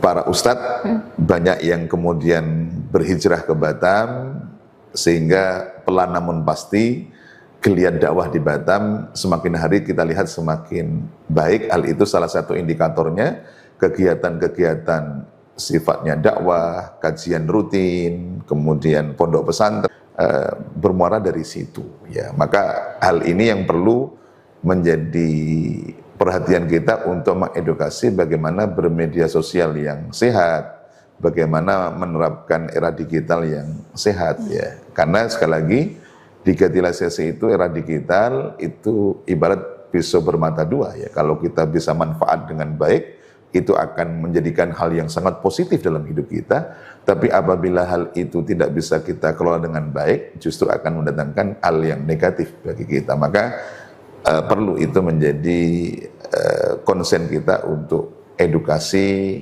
bagaimana sehat dalam bermedia sosial, sehat dalam menerapkan hal-hal yang sifatnya digital. Artinya apapun perkembangan teknologi juga ya Pak Yai, kita maksimalkan sebaik mungkin untuk menyebarkan dakwah juga. Betul sekali. Oke, siap. Terima kasih atas waktunya Pak Kiai. Sama-sama. Nah, Tribuners, jadi setiap Kiai memiliki perjalanan dan pengabdiannya masing-masing. Salah satunya kisah dari Kiai Haji Lukman Rifai dari keikutsertaannya mengikuti lomba dai waktu SD, kemudian hingga penugasan sebagai santri pondok pesantren di Batam untuk berdakwah hingga menyebarkan agama Islam di Batam hingga saat ini. Dari Batam kita belajar bahwa membangun kota tidak hanya tentang fisik dan ekonomi, tetapi juga tentang nilai dan akhlak. Inilah cerita para kiai. Saya Uci Swaibah. Terima kasih. Wassalamualaikum warahmatullahi wabarakatuh. Waalaikumsalam warahmatullahi wabarakatuh.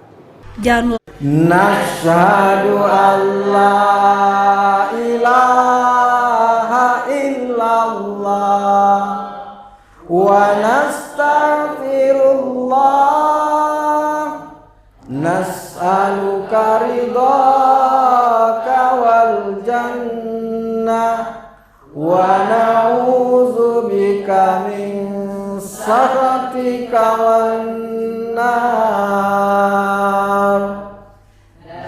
Asyhadu an la ilaha illallah wa nastaghfirullah nas'aluka ridhaka wal jannah wa na'udzubika min sakhatika wan nar. Nashhadu an la ilaha illallah wa nastaghfirullah nas'aluka ridhaka wal jannah wa na'udzubika min sakhatika wan nar. Allahumma innaka afuwun karim tuhibbul tuhibbul afwa fa'fu anna ya karim.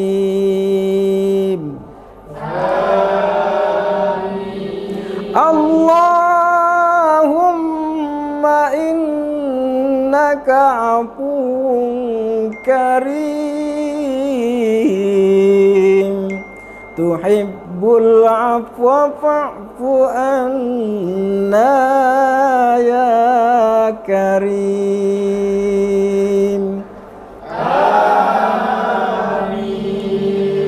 Allahumma innaka afuwun karim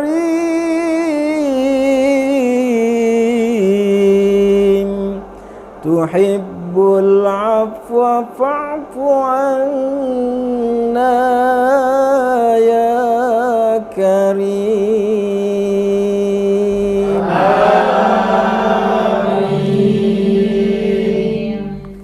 Nashhadu an la ilaha illallah wa nastaghfirullah nas'aluka ridhaka wal jannah wa na'udzubika min sakhatika wan nar. Ashhadu an la ilaha illallah wa nastaghfirullah nas'aluka ridhaka wal jannah wa na'udzubika min sakhatika wan nar. Nashhadu an la ilaha illallah wa nastaghfirullah nas'aluka ridhaka wal jannah wa na'udzubika min sakhatika wan nar. Allahumma innaka afuwun karim tuhibbul afwa fa'fu anna ya karim.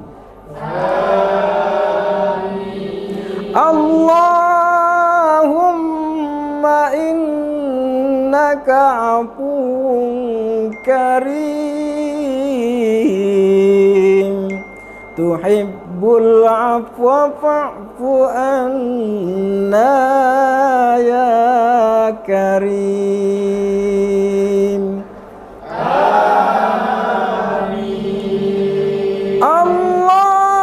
Allahumma innaka afuwun karim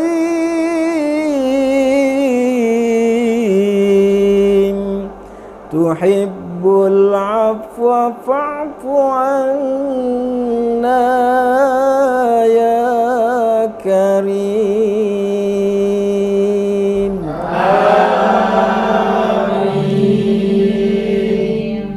Nashhadu an la ilaha illallah wa nastaghfirullah nas'aluka ridhaka wal jannah wa na'udzubika min sakhatika wan nar.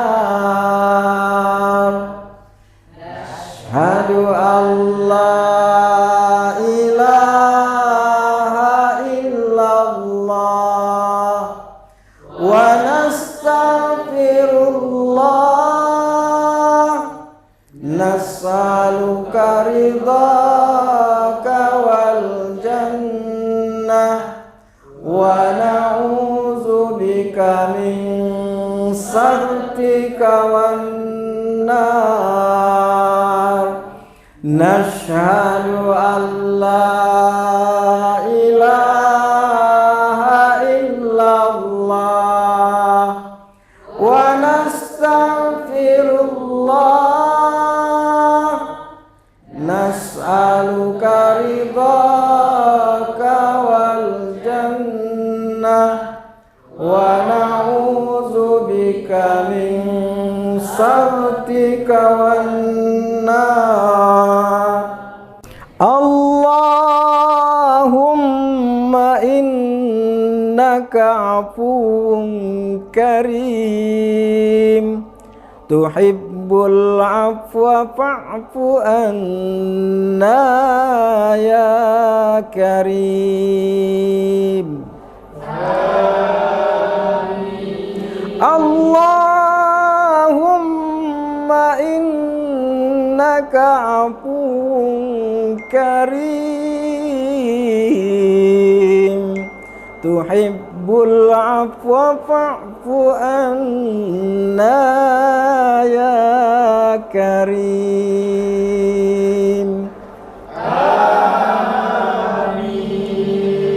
Allahumma innaka afuwun karim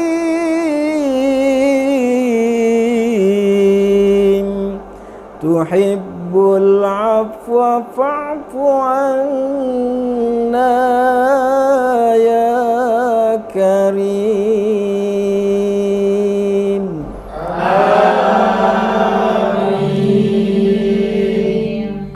Nashhadu an la ilaha illallah wa nastaghfirullah. Nas'aluka ridhaka wal jannah wa na'udzubika min sakhatika wan nar. Ashhadu an la ilaha illallah wa nastaghfirullah. Nas'aluka ridhaka wal jannah wa na'udzubika min sakhatika wan nar. Nashhadu an la ilaha illallah wa nastaghfirullah. Nas'aluka ridhaka wal jannah wa na'udzubika min sakhatika wan nar. Allahumma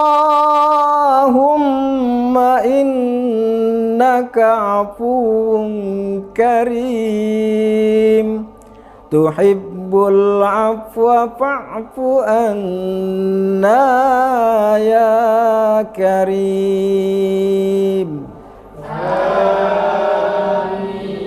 Allahumma innaka afuwun karim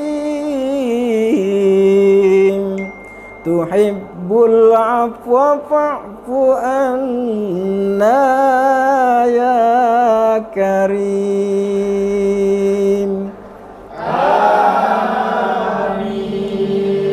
Allahumma innaka afuwun karim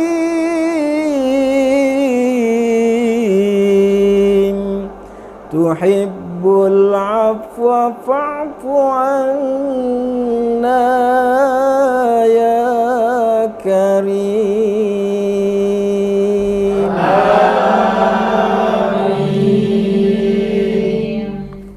Nashhadu an la ilaha illallah wa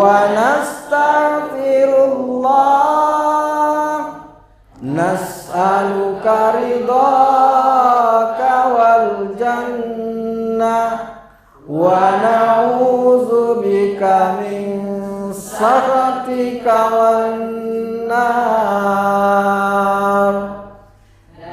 Asyhadu an la ilaha illallah wa nastaghfirullah nas'aluka ridhaka wal jannah wa na'udzubika min sakhatika wan nar.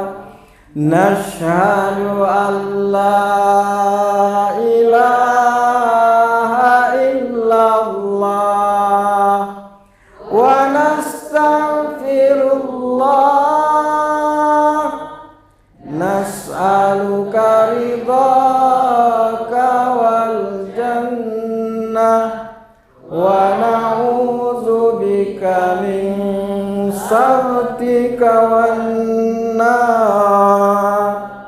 Allahumma innaka afuwun karim tuhibbul afwa fa'fu anna ya karim.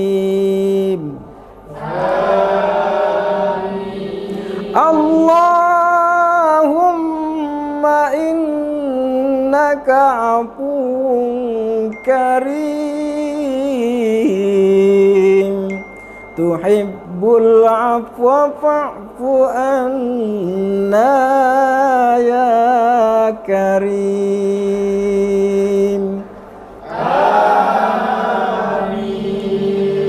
Allahumma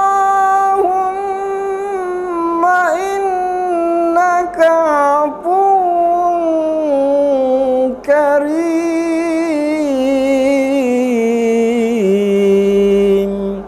tuhibbul afwa fa'fu anna ya karim.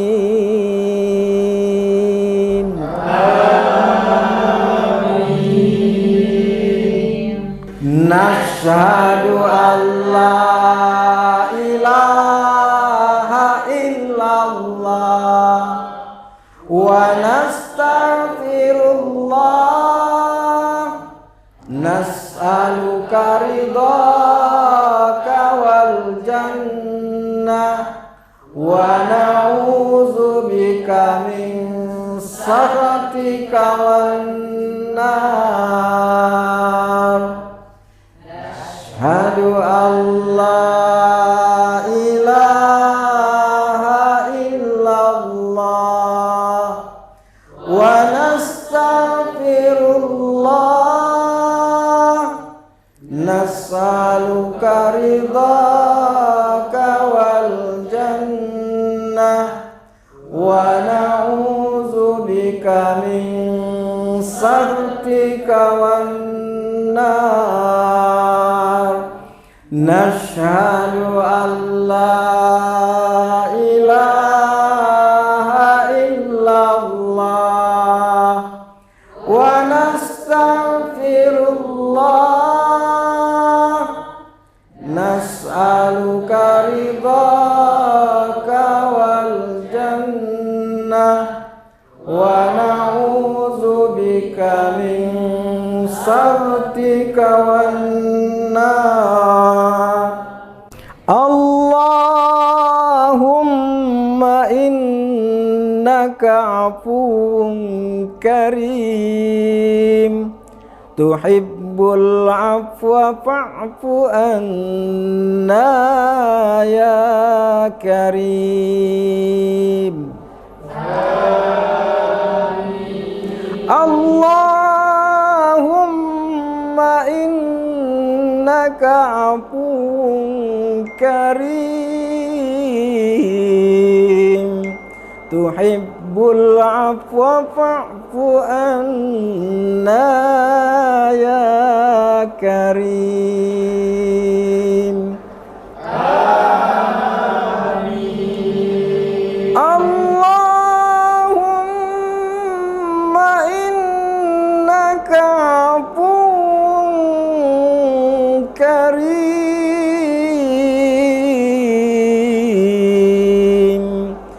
tuhibbul afwa fa'fu anna ya karim.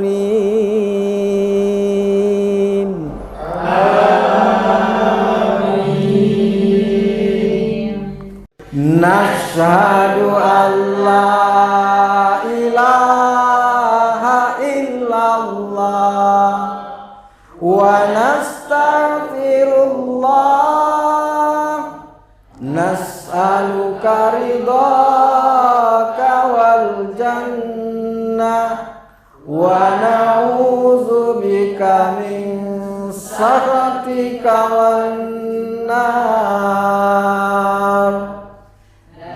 Asyhadu an la ilaha illallah wa nastaghfirullah, nas'aluka ridhaka wal jannah wa na'udzubika min sakhatika wan nar. Nashhadu an la ilaha illallah wa nastaghfirullah, nas'aluka ridhaka wal jannah wa na'udzubika min sakhatika wan nar. Allahumma innaka afuwun karim, tuhibbul afwa fa'fu anna ya karim. Allahumma innaka afuwun karim, tuhibbul afwa fa'fu anna ya karim.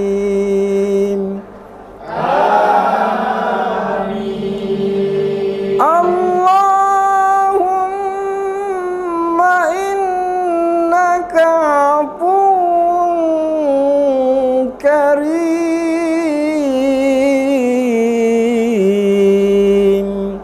tuhibbul afwa fa'fu anna ya karim.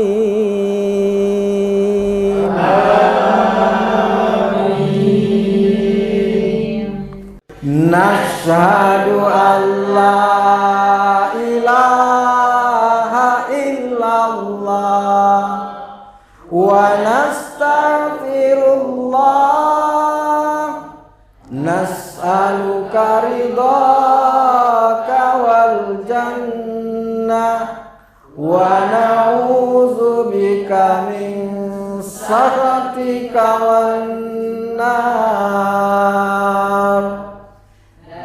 Asyhadu an la ilaha illallah wa nastaghfirullah, nas'aluka ridhaka wal jannah wa na'udzubika min sakhatika wan nar. Nashhadu an la ilaha illallah wa nastaghfirullah, nas'aluka ridhaka wal jannah wa na'udzubika min sakhatika wan nar. Allahumma innaka afuwun karim, tuhibbul tuhibbul afwa fa'fu anna ya karim. Allahumma innaka afuwun karim, tuhibbul afwa fa'fu anna ya karim.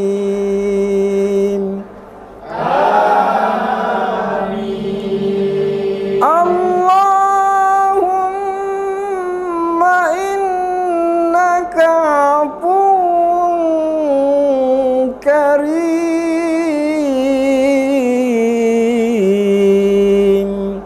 tuhibbul afwa fa'fu anna ya karim.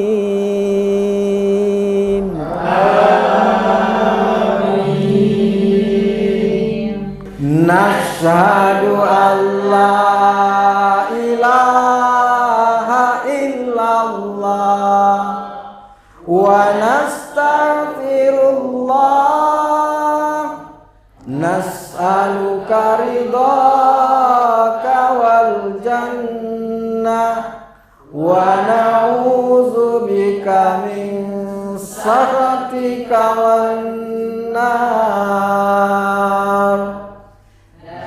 Asyhadu an la ilaha illallah wa nastaghfirullah, nas'aluka ridhaka wal jannah wa na'udzubika min sakhatika wan nar. Nashhadu an la ilaha illallah wa nastaghfirullah, nas'aluka ridhaka wal jannah wa na'udzubika min sakhatika wan nar. Allahumma innaka afuwun karim, tuhibbul afwa fa'fu anna ya karim.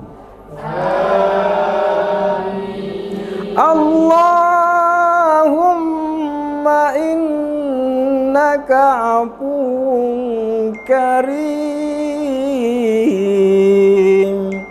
tuhibbul afwa fa'fu anna ya karim.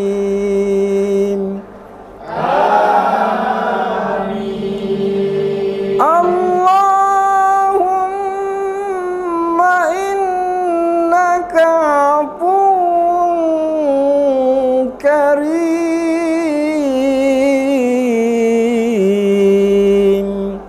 tuhibbul afwa fa'fu anna ya karim.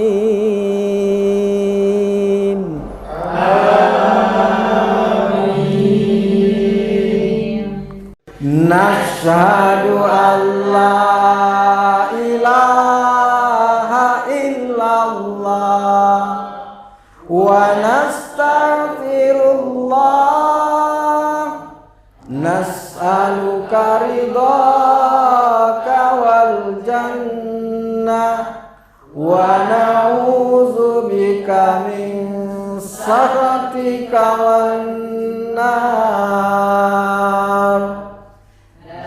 Asyhadu an la ilaha illallah wa nastaghfirullah, nas'aluka ridhaka wal jannah wa na'udzubika min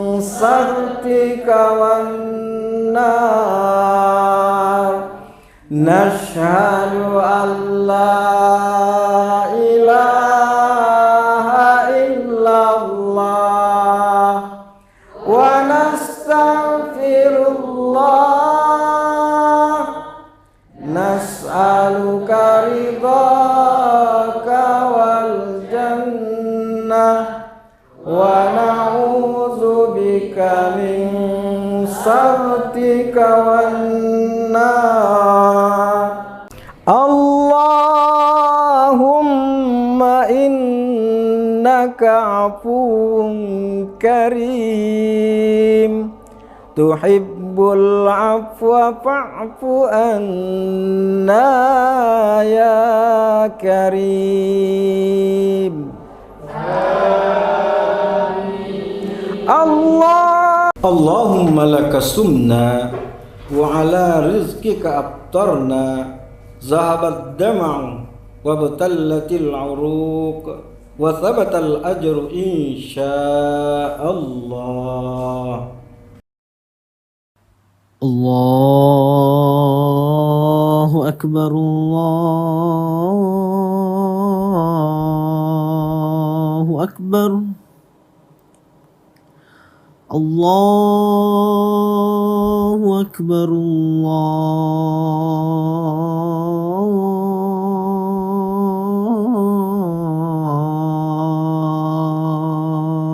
Allahu akbar. Ashhadu an la ilaha illallah.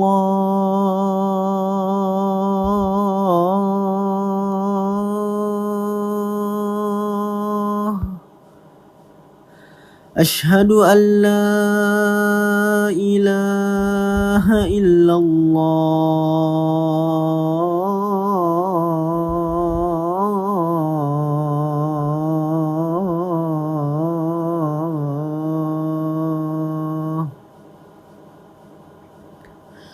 Ashhadu anna Muhammadar Rasulullah. Ashhadu anna Muhammadar Rasulullah.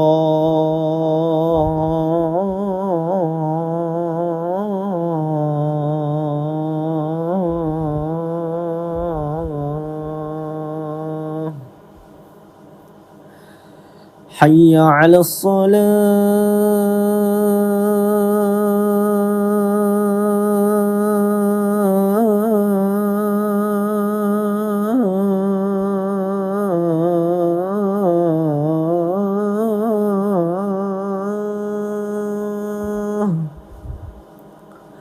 Hayya 'alas salah.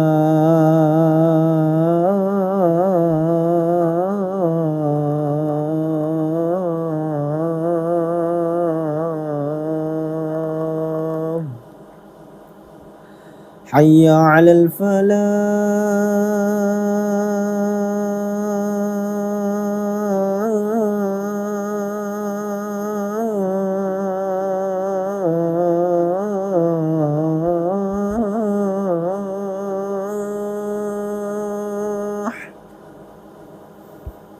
Hayya 'alal falah.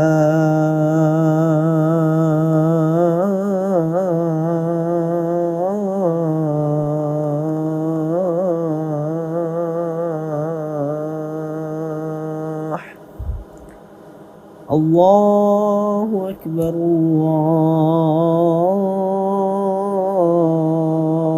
akbar. La ilaha illallah.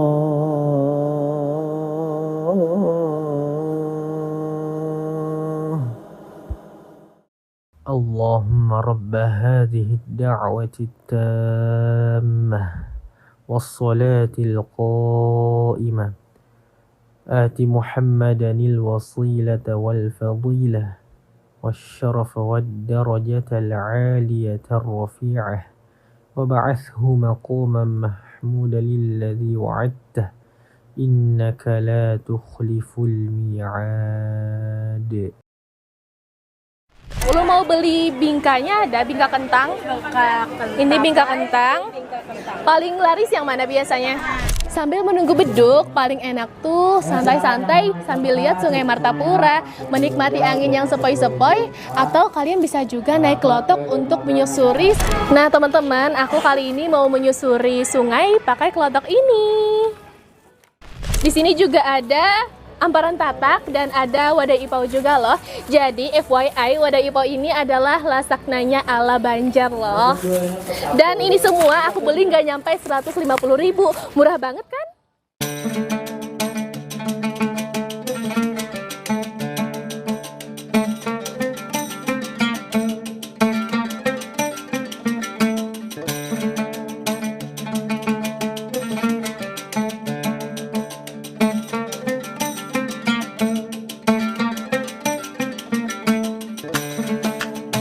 Assalamualaikum warahmatullahi wabarakatuh. Marhaban ya Ramadan.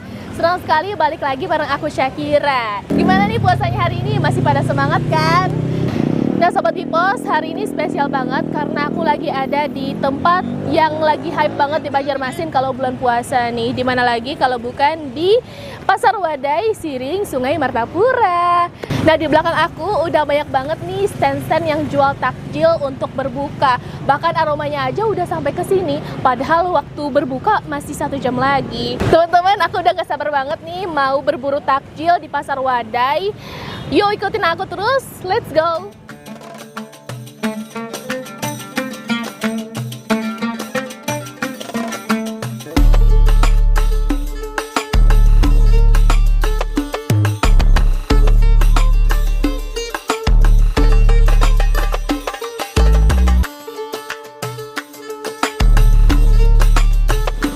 Teman-teman, saking banyaknya antusias masyarakat Banjarmasin, bahkan di sini Pasar Wadainya lagi macet banget nih. Mereka juga berburu takjil loh.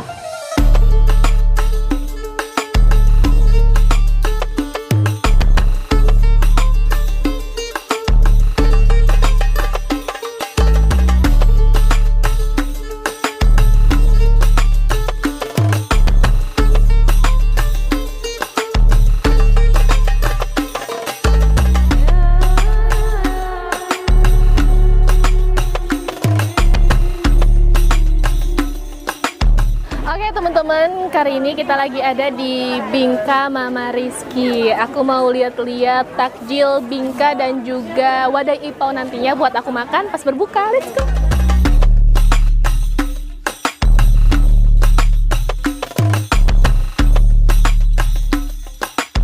Halo Ibu, Ulun Syakira. Ulun mau beli bingkanya ada bingka kentang. Ini bingka kentang. Paling laris yang mana biasanya? Kelelepon. Ini kelelepon. Oke, Ulun mau ini satu. Mau ini satu. Terus bingka kentangnya. Ini berapaan? 40. Satu boleh, Bu.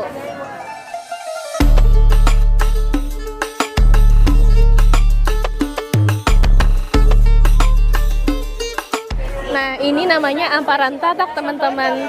Ini pisangnya gede-gede loh. Boleh amparan tataknya satu berapa? 20. Oke, satu.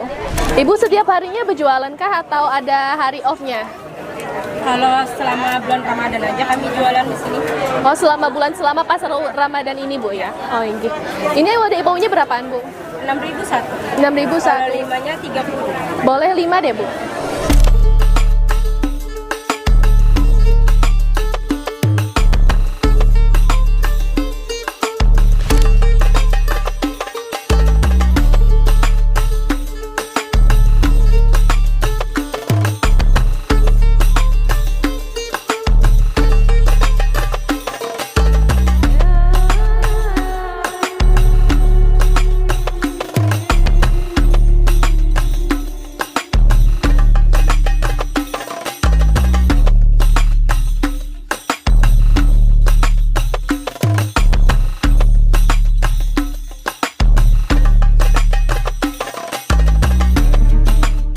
Sambil menunggu beduk, paling enak tuh santai-santai sambil lihat Sungai Martapura, menikmati angin yang sepoi-sepoi, atau kalian bisa juga naik kelotok untuk menyusuri Sungai Martapura sambil nunggu waktu berbuka loh.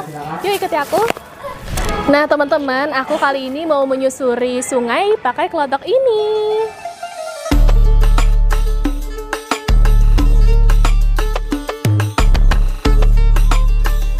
Nah teman-teman, tadi aku udah beli beberapa takjil. Ini ada kelelepon, wadai bingka kentang.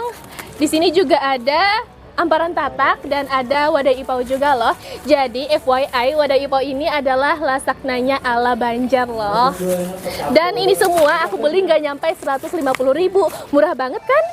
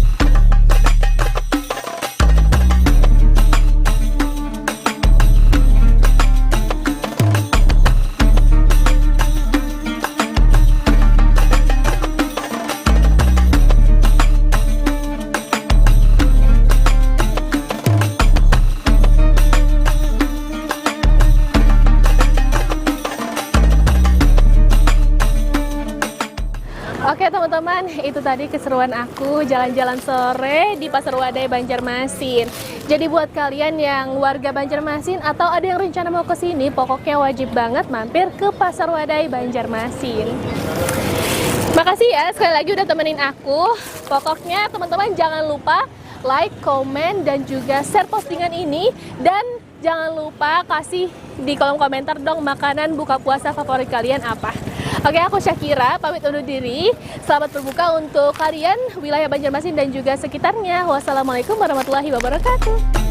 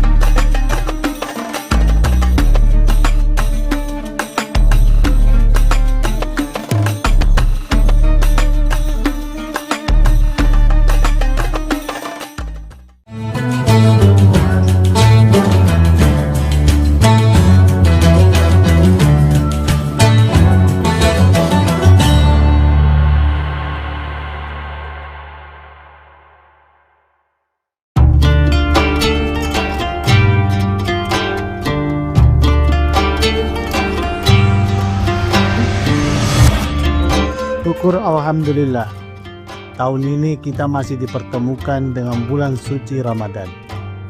Ramadan bukan sekedar menahan lapar dan dahaga, tetapi waktu untuk memperbaiki kualitas diri, baik ibadah maupun menata akhlak.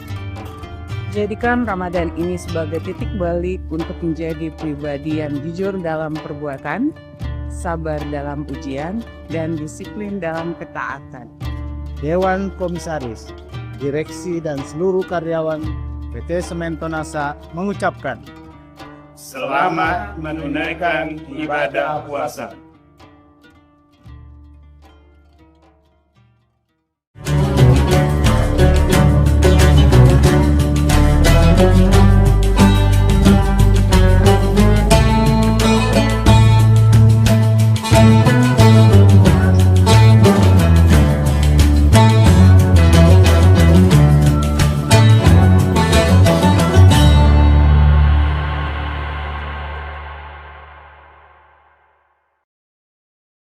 Assalamualaikum warahmatullahi wabarakatuh. Bagaimana kabar Anda hari ini Tribuners? Senang sekali saya Ilu Devi Sania dapat kembali menyapa Tribuners tentunya dalam program Syiar Ramadan. Dan hari ini semoga semua Tribuners puasanya lancar dan ibadahnya juga tetap lancar di bulan suci Ramadan kali ini. Dan tentunya setiap hari kita selalu menghadirkan tema-tema yang begitu menarik, dan hari ini tema kita merupakan mengelola waktu keluarga di tengah kesibukan, utamanya juga dalam bulan suci Ramadan kali ini. Bersama dengan Bapak Ustadz Kiai Haji Sabarudin LC yang akan berbincang bersama kita di studio hari ini. Assalamualaikum Pak Ustadz. Waalaikumsalam warahmatullahi wabarakatuh. Kabarnya seperti apa Pak Ustadz? Ya, Alhamdulillah, tetap semangat. Tetap semangat dan juga tetap konsisten dalam beribadah di bulan suci Ramadan kali ini. Nah, tema kita adalah mengelola waktu keluarga di tengah kesibukan, utamanya juga di bulan suci Ramadan kali ini Pak Ustadz. Karena kan kalau kita lihat bahwa dalam menjalankan ibadah puasa dan ibadah di bulan suci Ramadan itu juga bisa sekalian kita bagaimana mendekatkan diri kembali dengan keluarga kita, baik itu sahur bersama, berbuka bersama mungkin dengan keluarga, tapi yang namanya kesibukan kita juga tidak bisa hindari begitu. Mungkin seperti apa manajemen waktu antara kesibukan dengan juga waktu dengan keluarga. Silakan. Bismillahirrahmanirrahim. Hamdan wa syukranillah, salatan wa salaman ala rasulil amabad. Ya, bulan suci Ramadan merupakan wadah bagi umat Rasulullah sallallahu alaihi wasallam sebagai ibadah keluarga. Mulai dari sahur bersama, kemudian sholat bersama, buka puasa bersama, bahkan i'tikaf bersama. Ini dicontohkan oleh Rasulullah SAW bahwa ketika masuk 10 terakhir bulan suci Ramadan, maka ikat pinggangnya dieratkan dengan tujuan atau untuk kualitas ibadahnya dan kuantitas ibadahnya meningkat. Dan yang kedua, aiqadha ahlahu, dan membangunkan anggota keluarganya. Maka bulan Ramadan ini menunjukkan bahwa ini ibadah yang dilakukan di bulan suci Ramadan bukan hanya ibadah secara individual, soleh secara individu, akan tetapi itu soleh secara keluarga. Karena banyak momentum-momentum kebersamaan bersama dengan keluarga.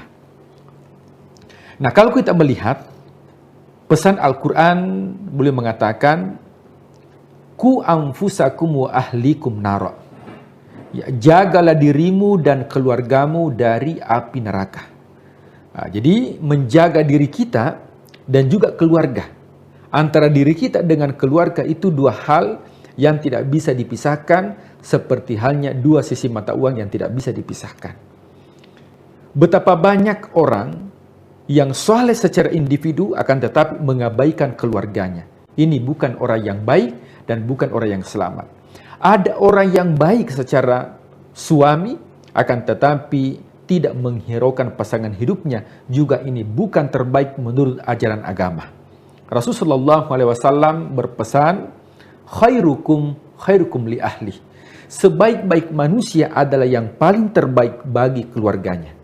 Maka miniatur kebaikan seseorang itu dilihat dari keluarganya. Bahkan pada zaman Umar bin Khattab pernah memecat karyawan. Ya, kenapa? Padahal kinerjanya bagus. Kenapa bisa dipecat? Karena mendapatkan informasi bahwa dia tidak mampu untuk mendidik anaknya. Kalau anaknya saja biologisnya yang tidak mampu untuk dia didik, bagaimana bisa mendidik rekan kerjanya di kantor? Nah, jadi ini bagian pemahaman daripada Umar bin Khattab. Nah, itu merupakan pesan kepada kita semua bahwa memang ya keluarga itu harus ya ada skala prioritas. Ya, kenapa? Karena tanggungan keluarga itu bukan hanya tanggungan dunia. Ya, jangan kita berpikir bahwa ya saya sudah fasilitasi, ya itu hanya untuk urusan dunia. Tapi apakah kita sudah mengajarkan yang namanya ilmu agama? Kalau kita melihat dalam Al-Quran, ya itu sangat berbeda dengan realitas kehidupan saat ini. Ya, ada sebuah ungkapan mengatakan rabbatul bait. Ibu itu adalah madrasah, ya, madrasah pertama bagi anak, betul. Akan tetapi kalau kita melihat dalam Al-Quran, rata-rata yang berinteraksi dengan anak itu rata-rata adalah seorang ayah, khususnya yang berkaitan dengan akidah. Bagaimana dengan Luqman dengan putranya? Nabi Ibrahim dengan Ismail, dan masih banyak menjadi miniatur bagi kita bahwa tentunya pendidikan itu tidak terlepas dari peran daripada orang tua, baik itu bapak maupun ibu, atau suami ataupun istri. Tribuners yang dimuliakan Allah Subhanahu wa Ta'ala. Nah, tentunya kesibukan apapun ya, yang kita jalani, tentunya ada 3 hal yang tidak perlu kita lupakan, khususnya untuk merekatkan diri dengan keluarga. Yang pertama, quality time. Ini sangat penting. Terkadang kita sudah sibuk di kantor, tapi ketika kita sudah pulang ke rumah, kita juga disibukkan dengan media sosial. Kita sibuk dengan gadget kita, gawai kita. Sementara kita tidak ada komunikasi dengan pasangan hidup, kita tidak ada komunikasi dengan anak. Padahal quality time ini sangat dibutuhkan. Mungkin ada pesan yang tidak didapatkan di dunia pendidikan, akan tetapi itu bisa disampaikan oleh orang tua. Karena tanggung jawab orang tua kepada anaknya bukan hanya tanggung jawab pendidikan, akan tetapi juga tanggung jawab iman, yaitu mengajarkan nilai-nilai keislaman. Kemudian yang kedua adalah teknologi yang bijak. Ya, kita tahu bahwa sekarang sudah ada video call dan sebagainya. Nah, ini juga kita harus fungsikan. Jadi silaturahim itu saat sekarang ini tidak dibatasi lagi dengan jarak.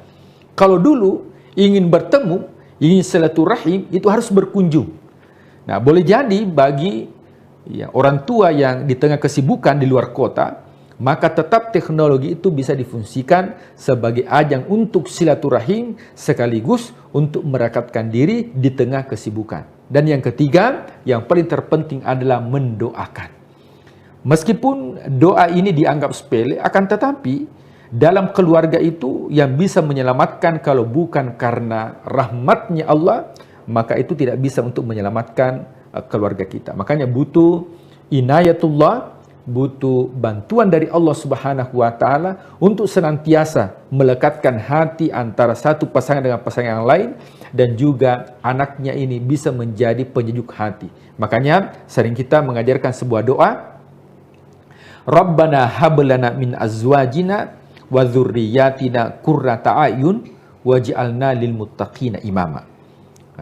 Kalau kita melihat dalam Al-Quran, itu ada beberapa tipe keluarga. Nah, jadi dalam Al-Quran juga itu ada keluarga yang sangat ideal. Ada juga keluarga yang mungkin tidak menjadi contoh yang baik bagi kita. Dengan di tengah kesibukan dakwah para nabi dan rasul pada saat itu. Yang pertama, ada keluarga, tipe keluarga yang mana istrinya ini taat kepada Allah, tapi suaminya ingkar kepada Allah. Ya, jadi istrinya taat kepada Allah, akan tetapi justru suaminya ingkar kepada Allah. Yang kedua, ada tipe keluarga justru suaminya taat kepada Allah dan istrinya ingkar kepada Allah. Tipe yang ketiga, ada dua-duanya suami istri ingkar kepada Allah. Dan tipe yang keempat yang paling ideal adalah dua-duanya taat kepada Allah Subhanahu wa Ta'ala. Nah, kita lihat tipe yang pertama.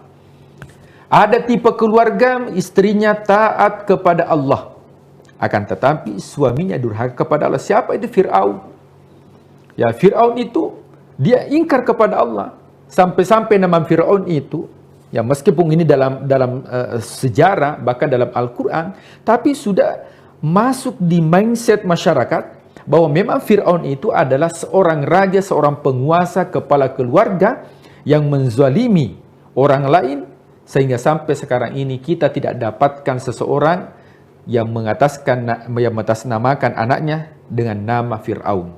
Padahal Fir'aun itu orang kaya, penguasa, tapi tidak ada orang yang berani mengatasnamakan anaknya Fir'aun. Kenapa demikian? Karena tipe keluarga yang dimiliki, suaminya tidak taat kepada Allah, justru istrinya yang taat kepada Allah. Kemudian yang kedua, ada tipe keluarga yang kedua, sebaliknya. Justru istrinya yang durhaka kepada Allah, suaminya taat kepada Allah. Siapa itu? Yaitu keluarga Nabi Lut. Nabi Lut ini seorang nabi, dia taat kepada Allah, tapi istrinya durhaka kepada Allah. Tipe yang ketiga, ya, ada sama frekuensinya antara suami dan istri. Siapa itu?